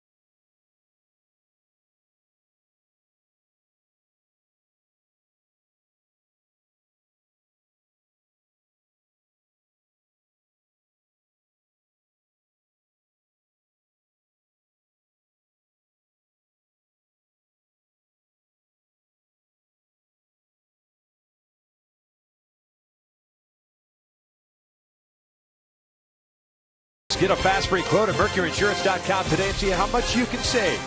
By Jack in the Box at Jack's Spicy Chicken Club Combo for just $4.99 plus tax. And by the Sonata Premier Event at your Hyundai dealer now through September 2nd. Down to the 8th inning here at the Coliseum. 4-2. A's lead it. Sonny Gray back out on the mound as Hank Conger will lead things off. Gray with 3 strikeouts, 1 walk. He's allowed 6 hits tonight. 2 home runs and 4 singles. Angels just 0 for 3 with men in scoring position. Boy, this average of just a little bit over 11 pitches per inning so far in this game. 78 pitches on the night.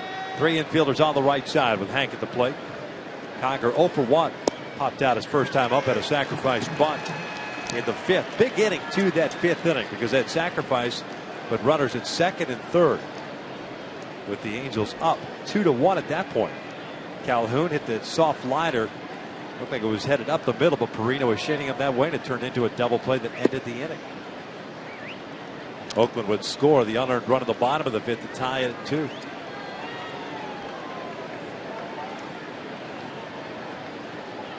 Trout the next inning led off with a base hit, but then Pujols grounded into the double play. And Hamilton grounded out. Hank takes a strike, 1-2. Well, Hank's still caught in between looking for pitches. That's generally the pitch where Hank can do the most damage on it. Fastball, inner half, you can turn on it.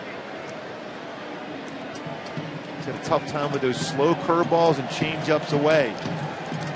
You see that conversation with Dave Hansen and Mike Socha exactly about that. And that's the pitch you go after.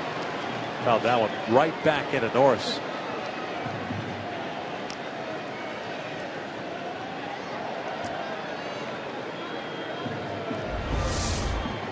Slow curveball. Down by that kneecap.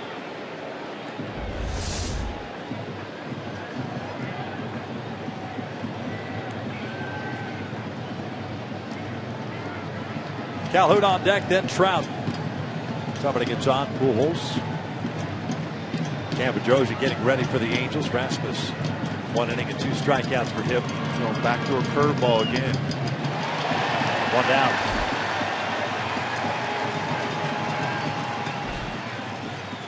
This copyrighted telecast is presented by authority of the Los Angeles Angels. It may not be reproduced or retransmitted in any form.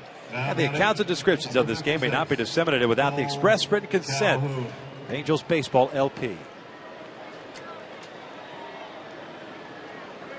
1 down. Nobody on for Cole Calhoun. 0 for 3 game for Cole.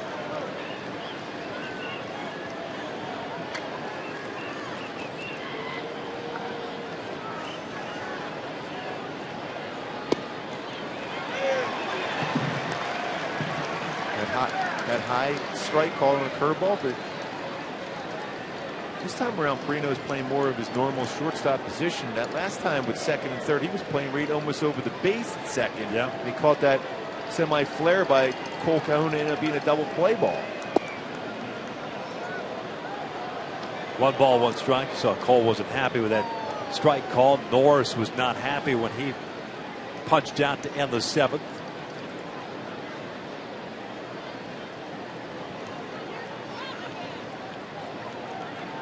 1-1. Foul off the body. So a lot of times, I guess the theory is behind that with Cole Calhoun in an RBI situation, they're thinking he's more apt to try to pull the baseball. With no one on, he'll be more of a guy that will use the entire field.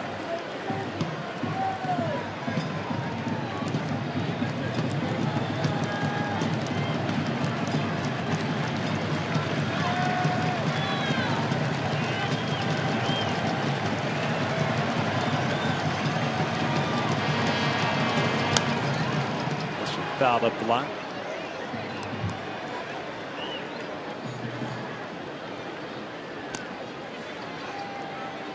In the 5th inning, this is kind of what we were talking about with Cole at the plate. Runners at 2nd and 3rd. You see where Perino's playing him at that point. He's almost right behind the base as compared to where he was to start off this at bat. He's moved over a little bit more so now.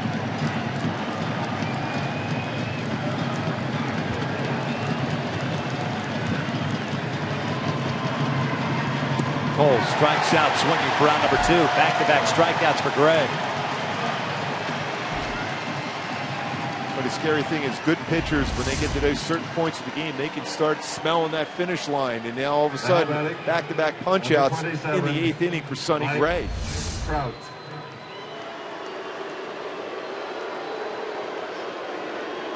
So bases clear for Trout. 2 for 3 tonight with a home run back in the first inning.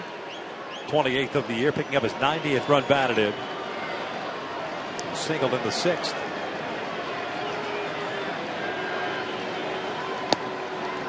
1-0.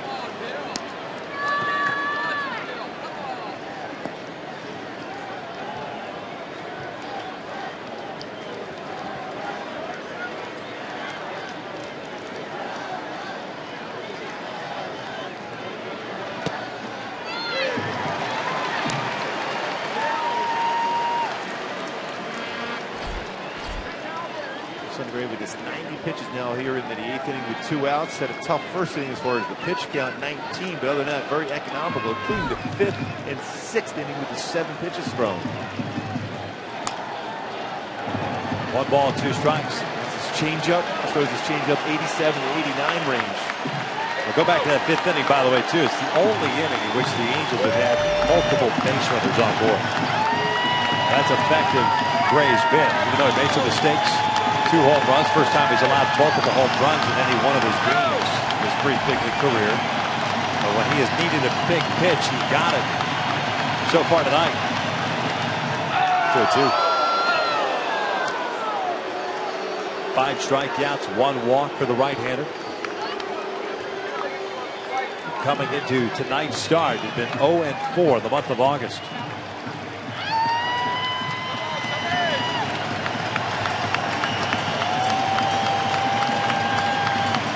This one's out toward right. Sam Fold back a couple. And the Angels go down in order. We hit to the bottom of the 8th. Halos down 4-2.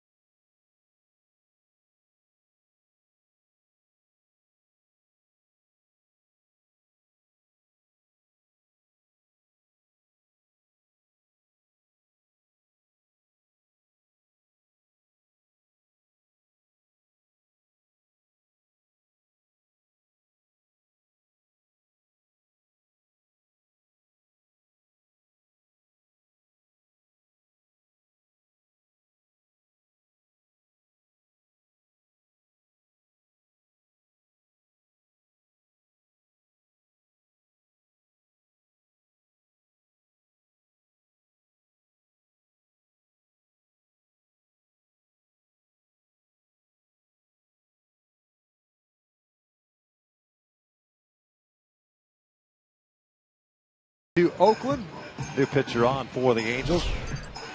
Right-hander Tampa Drosian takes over now. Erasmus, who went 1 inning, 2 strikeouts, everything else zeros. 11th game of the big leagues for Cam, 0-1 record and a 7.59 ERA. There's no question the kind of stuff that Drosian has. Fastballs 93 to 96, very good slider, solid changeup. This is being under control and get ahead of the count. Situation that he'll pitch tonight and maybe sent out tomorrow. The Angels acquiring Gordon Beckham yesterday, scheduled to be in town tonight and then possibly activated tomorrow. Brandon Moss will pinch hit here to start this 8th inning. He's batting for Gomes. Phillips the DH tonight, finishing up, going 0 for 3. 2 strikeouts and a fly to right. Moss tardy on the fastball, and it's 0-1.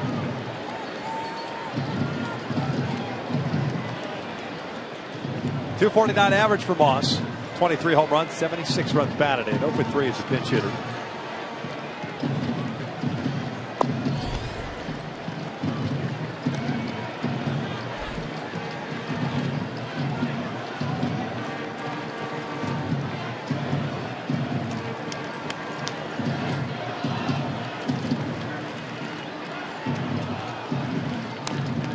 Foul back.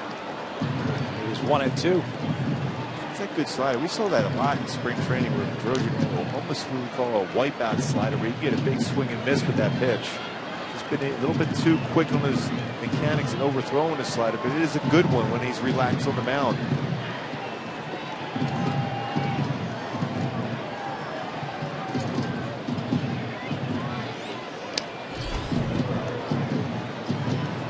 Came right back after him with a fastball. Vogt is on deck. Then Callaspo here in the bottom of the 8th inning.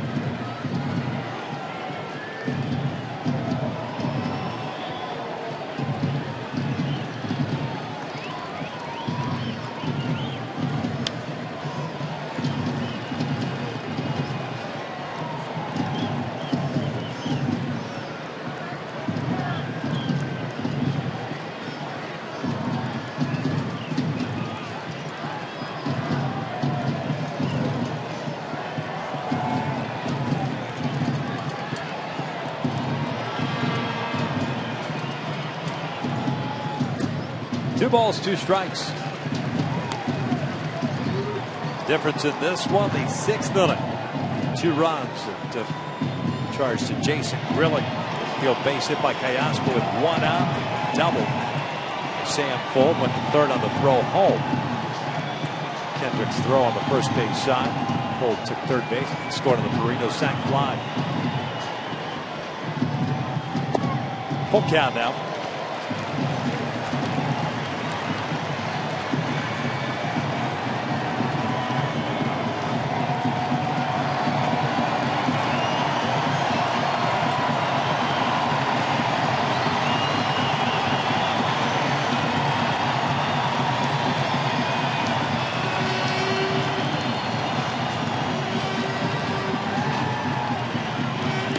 Swing and a miss. Down goes Moss for the first down here in the 8th.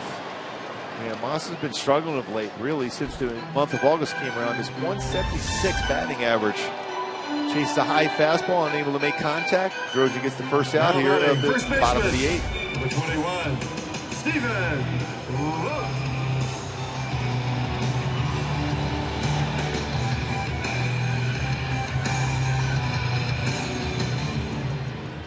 There's Stephen Vogt, took over for Fryman at first base. Fly ball to right in the 6th inning. He'll look at his strike.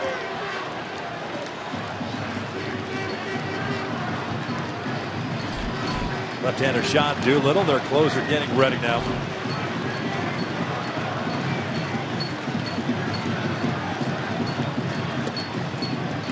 One ball, 1 strike.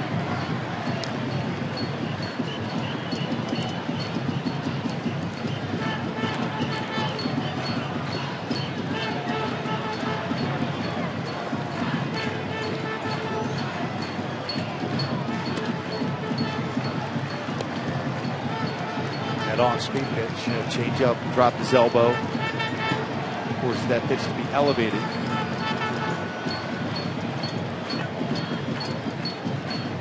There's no doubt in my mind that Drozier's going to develop into a very good reliever. It's just a matter of relaxing on the mound, repeating his mechanics.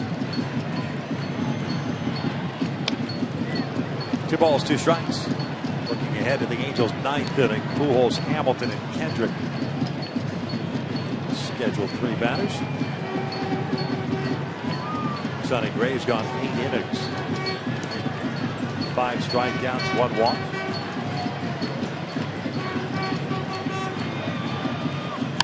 And Vogt gets into 1 to right. Calhoun back at the wall. That is gone. 5-2 Oakland. on a 2-2 pitch. Now it is a 3-run deficit. Vogt is 9th of the year. Down in the end zone against a left-handed batter.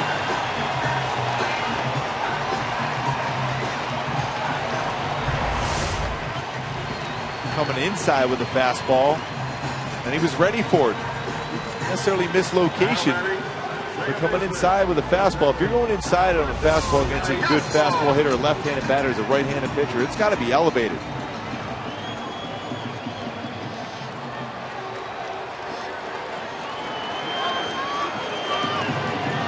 Callaspo rolls this one to Pujols. 2 down.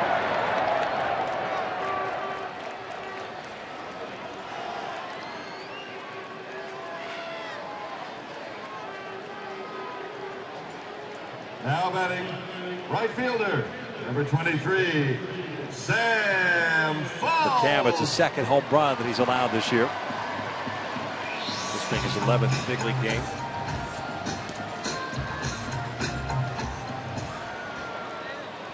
Sam Fowles, a 1-for-3 game, an RBI double and a run scored in the 6th inning.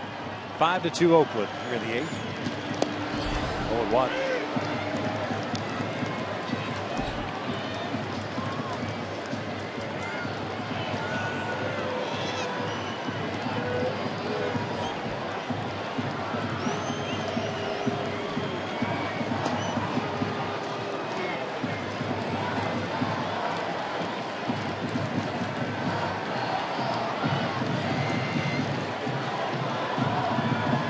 Home runs combined between these 2 teams tonight. And all 4 solo shots. 2-1 now.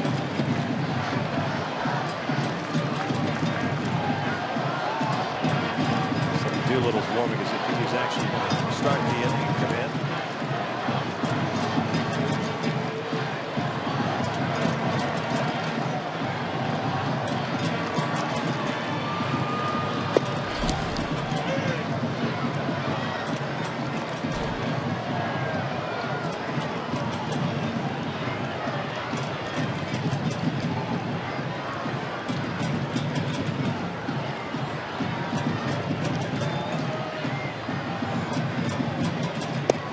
Called strike 3, down goes Vogt, and the 8th is in the books, but Stephen Vogt gives the A's a little insurance. We hit to the 9th, the Halos down by 3.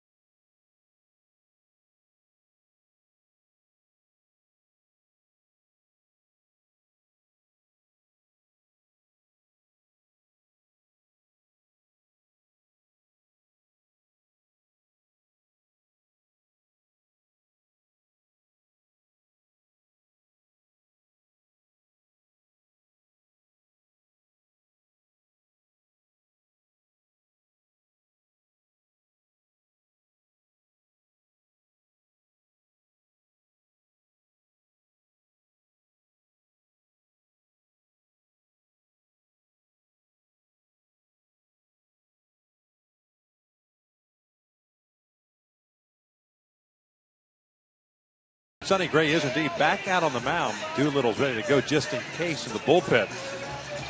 New second baseman Eric Sogard takes over for Alberto Callaspo. Here in the 9th inning. Pujols will lead things off. Sticking around after the last out, Angels Live postgame presented by your SoCal Mazda dealers. Patrick O'Neill and Jose Mota will break it all down for you. Angels down by 3. 5 strikeouts, 1 walk. 6 hits allowed for Sonny Gray with 2 home runs. 93 pitches for the right-hander, and Albert takes inside. Pujols 0 for 3. Two pop-ups to the right side of the infield and a double play ball.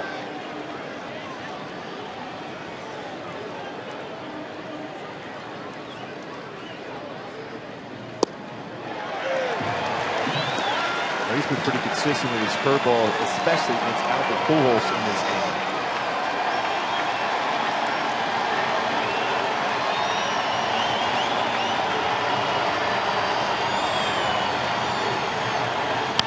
Albert shoots one toward short, and it's snagged by Perino. Well squared by Albert. But Perino takes a hit away, and there's the first out here tonight. Well, that's all you can do as a hitter is square the baseball up, and he did so, Albert Pujols, but Perino in position to make this play. Now batting, number 32, Josh Hamilton. Here's Hamilton. A walk, a home run, and a ground out.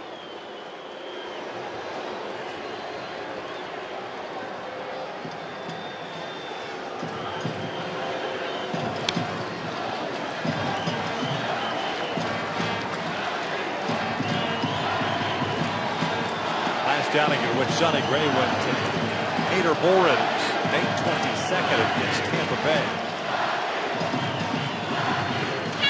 One complete game this year. That was against Texas back on April 28th. I say when you're a good pitcher, you can sense an opportunity to be able to finish the game. The fastball velocity's there. The patience been there for Sonny Gray.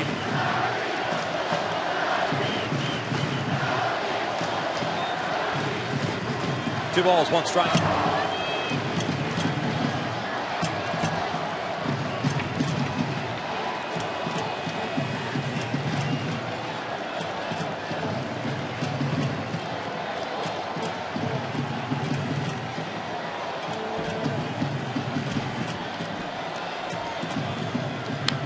Hamilton fouls it back. High fastball.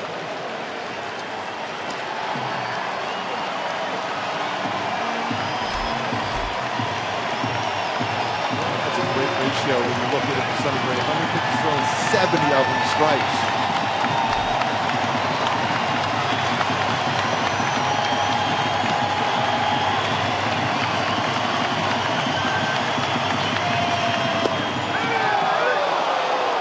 Full count.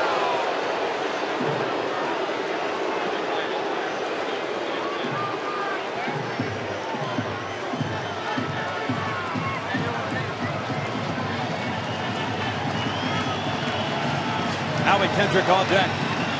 There's a payoff. And there's a walk. Second one earned by Hamilton tonight.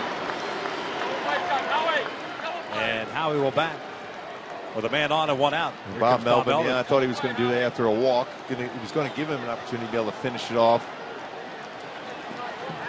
Well, Doolittle's ready to go in the bullpen, and that's what he's going to do. He's going to go to the pen. With 1 out here, the 9th, and a man on, and Sonny Gray will depart here. With a 5-2 lead, he'll get one heck of an ovation from the Coliseum crowd.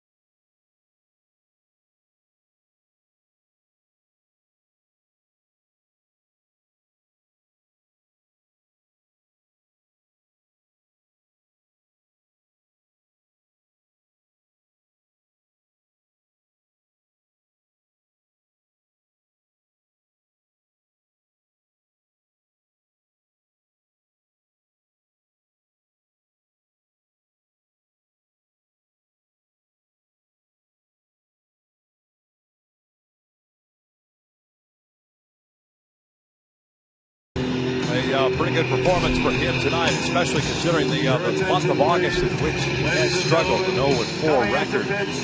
But tonight, 8 1/3, 6 hits, 2 runs, both earned, both on solo home runs by Trout and Hamilton. 2 walks and 5 strikeouts. And now Sean Doolittle takes over on the mound to face Howie Kendrick with a man on. He's been very good. His walk to strikeout ratio, fantastic. 4 walks, 77 strikeouts, and 53 2/3. Fastballs 91, 96, slider, change up, a lot of fastballs though. Taking over those closers' duties early on in the season. Jim Johnson was acquired in the offseason for the Baltimore Orioles. Did not fare well in that role, but Doolittle has grabbed a hold of it. Does not let it go. Now he 1 for 8 in his career with a couple of strikeouts against the lefty. Kendrick tonight 0 for 3. Hamilton over at first. Not a very big lead for him. 0-2. Howie is not really like the strike zone by Bill Miller today. Going off the outside corner also. I think by the second time through the order for either side, both sides have to play tonight. Kind of have to get over it because that's got a big hit for the whole night. He's consistently called those spots though. Yes. 2 down.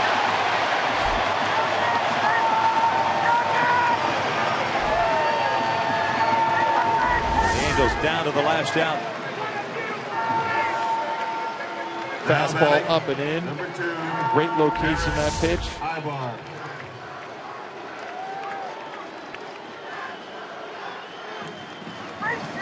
With Eric Ibar, you're just trying to get on base and give David Freese an opportunity. He does have the power to tie it up. And good numbers for Ibar against Doolittle. 5 for 10.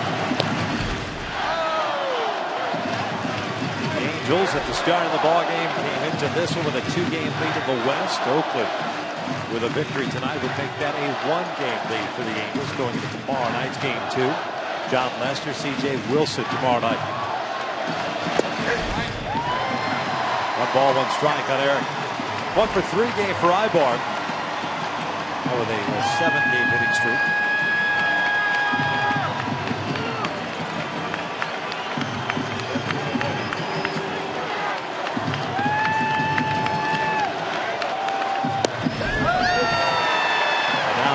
Down to the last strike. 2 runs, 6th inning, and an insurance run in the 8th. The difference in this one. Aside from the home runs by the Angels, never really got it going offensively against Sonny Gray. That one opportunity, that 5th inning, the line out that turned into a double play to end the inning. Ibar shoots one into center. It's a base hit. It'll at least bring up the tying run and David Freese. Oh, now 6 for 11 for Ibar against Doolittle. So all you wanted was an opportunity, and you have it now with David Freese. It's a nice approach. And a fastball away, right back up the middle, the big part of the field, and a base hit for Eric Ibar. 2nd of the game. Continues to hit well here in Oakland.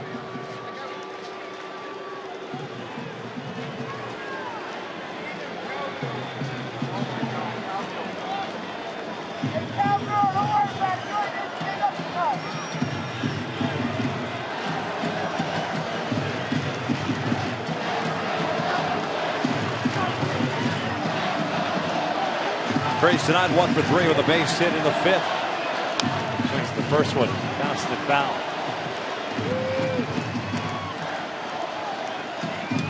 The thing with Doolittle, though, he throws a lot of fastballs up and away, and that's the zone in which Freese can hit the ball well. The right center field, we talked about how the baseball is carried tonight.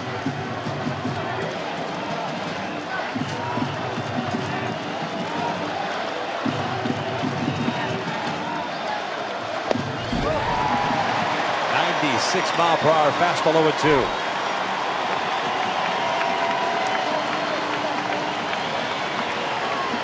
That one was away, but it's too high, though. Make contact. Try to bring it down. But now it is protect mode.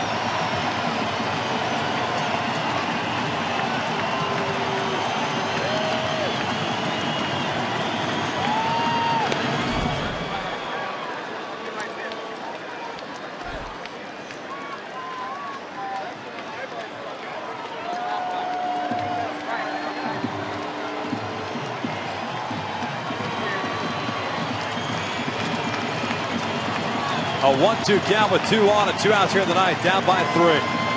Freeze fouls it back. The tech swing there. 2 strikes. Anything close, Colin Cowgill's come out to the on-deck circle. Defense playing that no doubles defense, so a little flare in the outfield will fall in.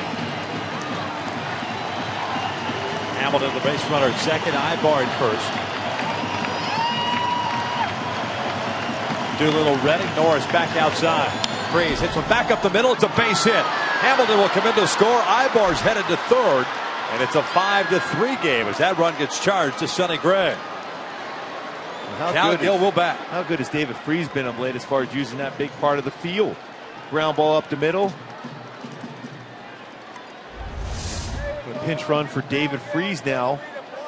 And another pitch down, out over the plate, back up the middle, similar to what Eric Ibar did. John McDonald, the pinch runner at first base.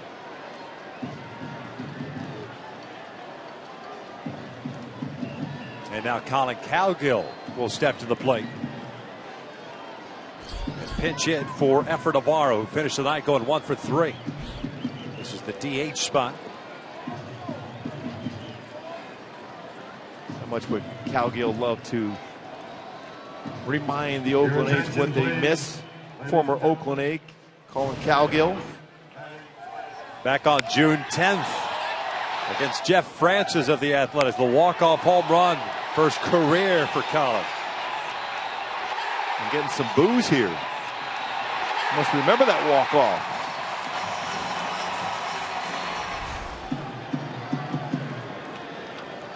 See if he can hook one of those fastballs inner half, hook it right down that left field line and get it out of here.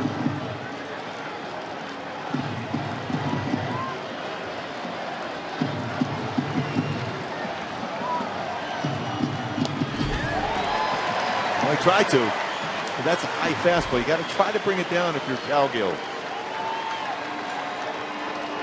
Chris Iannetta's come out to the on-deck circle. Take another flare just to keep the inning going. Especially get Iannetta up. He's been a doubles machine. Ibar at third. McDonald, the pinch runner at first.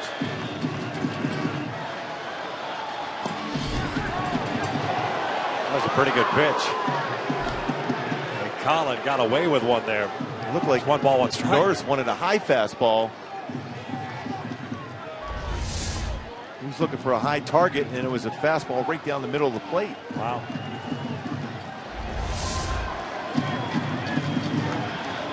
So a 1-1 count.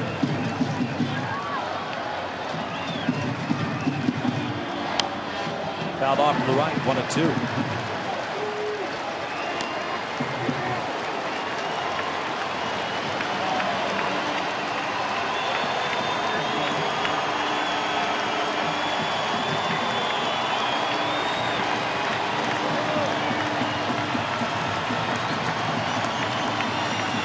Associate had the option of maybe pitching Iannetta instead of Cowgill here, trying to keep the inning alive. Go with Cowgill instead. Trying to keep it going. Here comes the 1-2 pitch, and that is way upstairs. 2 balls, 2 strikes. Sonny Gray goes 8 1/3, 3 runs, 6 hits, 5 strikeouts, 3 walks. 2 base runners on board. John Doolittle's responsibility.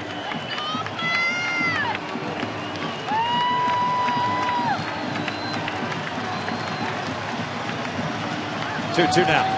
Cowgill fouls it back.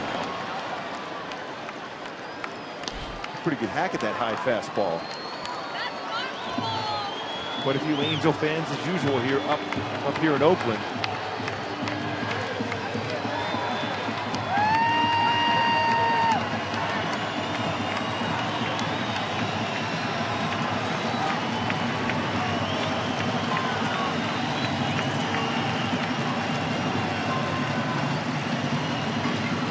Another 2-2.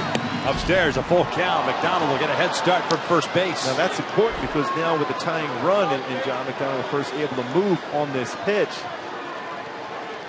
Gapper can tie it up. Stephen Bowe will play behind McDonald at first base. Ibar, the base runner, in third. 18 stressful pitches for Doolittle here in the ninth. Donald goes to 3-2, and there's ball four. They're loaded up for Chris Iannetta. A heck of a plate appearance for Colin Cowgill. Nobody warming up either for Oakland, so it's Doolittle or die here. Your attention, please, ladies and gentlemen, for Los Angeles, batting for Conger, number 17, Chris Iannetta gets introduced as the pinch hitter. Conger finishes the night going 0 for 2. Does have a sac bunt. Chris hitting .266, 5 home runs, 34 runs batted in.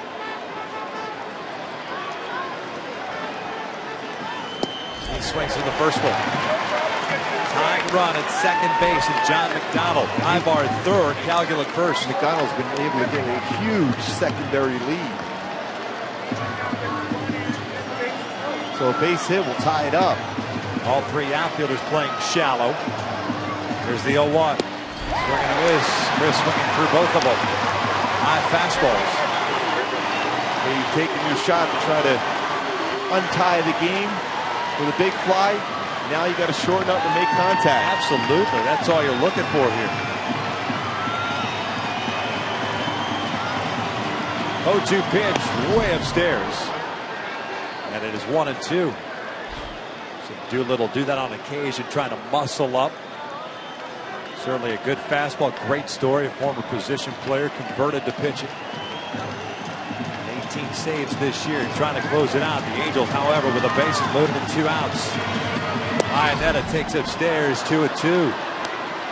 It's almost it seems like he's going with the same sequence of pitches. Gets head 0-2, high fastball followed by another high fastball, and then brings a fastball down, and that's what Freese and Ibar, both of it. Line drives up the middle. That's what Chris Iannetta is looking to do. All you're looking for is a little flare to the outfield. 2-2 pitch. Iannetta fouls it back. And that was that pitch away again, and he fouled it. A good swing at it, fouled it straight back.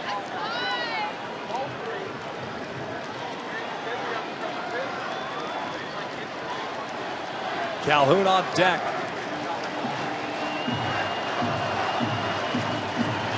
Single by Ibar kept it going. Freese with an RBI signal. Now the walk to Cowgill to load him up. This one's fouled back. Well, if anything, you've really forced the issue with Doolittle with 25 pitches thrown here in this game, regardless of the outcome. Won't be quite as sharp if he's called upon tomorrow night.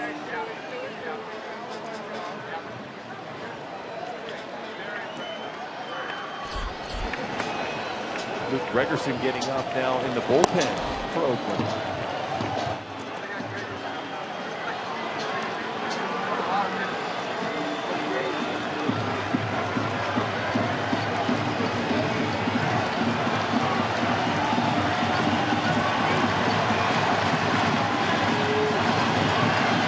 Conversation between Norris and Doolittle. He's got the sign, a little spin move. Nobody's cutting in. Now with 2 outs, anybody's worried about that. They're holding their ground defensively.